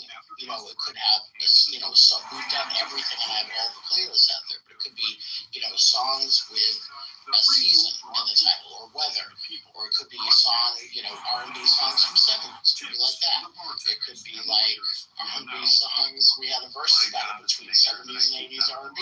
We had, I think, 90s and 80s R&B. We also had songs, that had a name, like a personal name, proper name in it, like Michael or Patty or, whatever it is. And it was a great way. People would come up, they would play like a minute and a half, verse, chorus, bridge, whatever. And then we put it on the playlist so that everybody can take home with it. And it was fucking great and nice on there. So I'd love to do that sometime with y'all, and you can give me whatever theme, whatever the hell you want.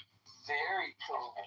Yeah, let me know about that. I think you're me with one of my favorite folks.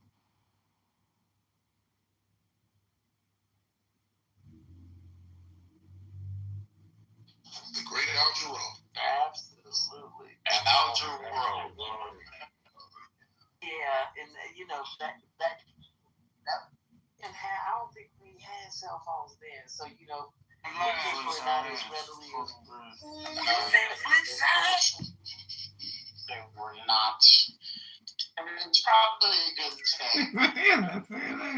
It's probably a good thing. I could have.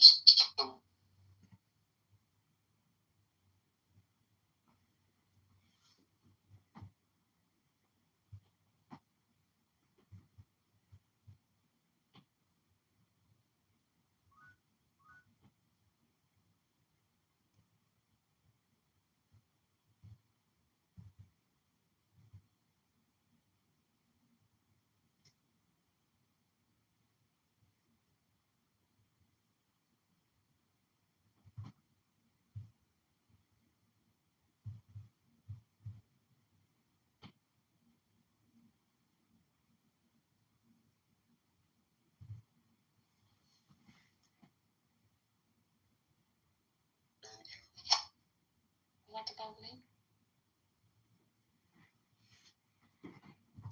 What was the question? You don't work today? I just said this morning I'm about to go to work. I thought you said like you don't like want to work or. I go to work. Oh, like how what hour like you work? 9 or what? I started 10 today.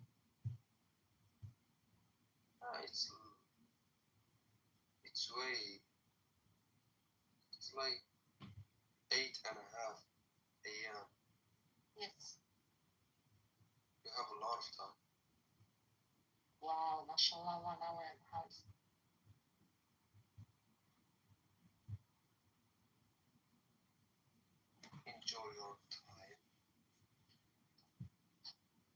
Juliana Stratton's been caught taking MAGA money, corporate money, even a boost from ICE contractors. Game start. Introducing Gatorade Lower Sugar.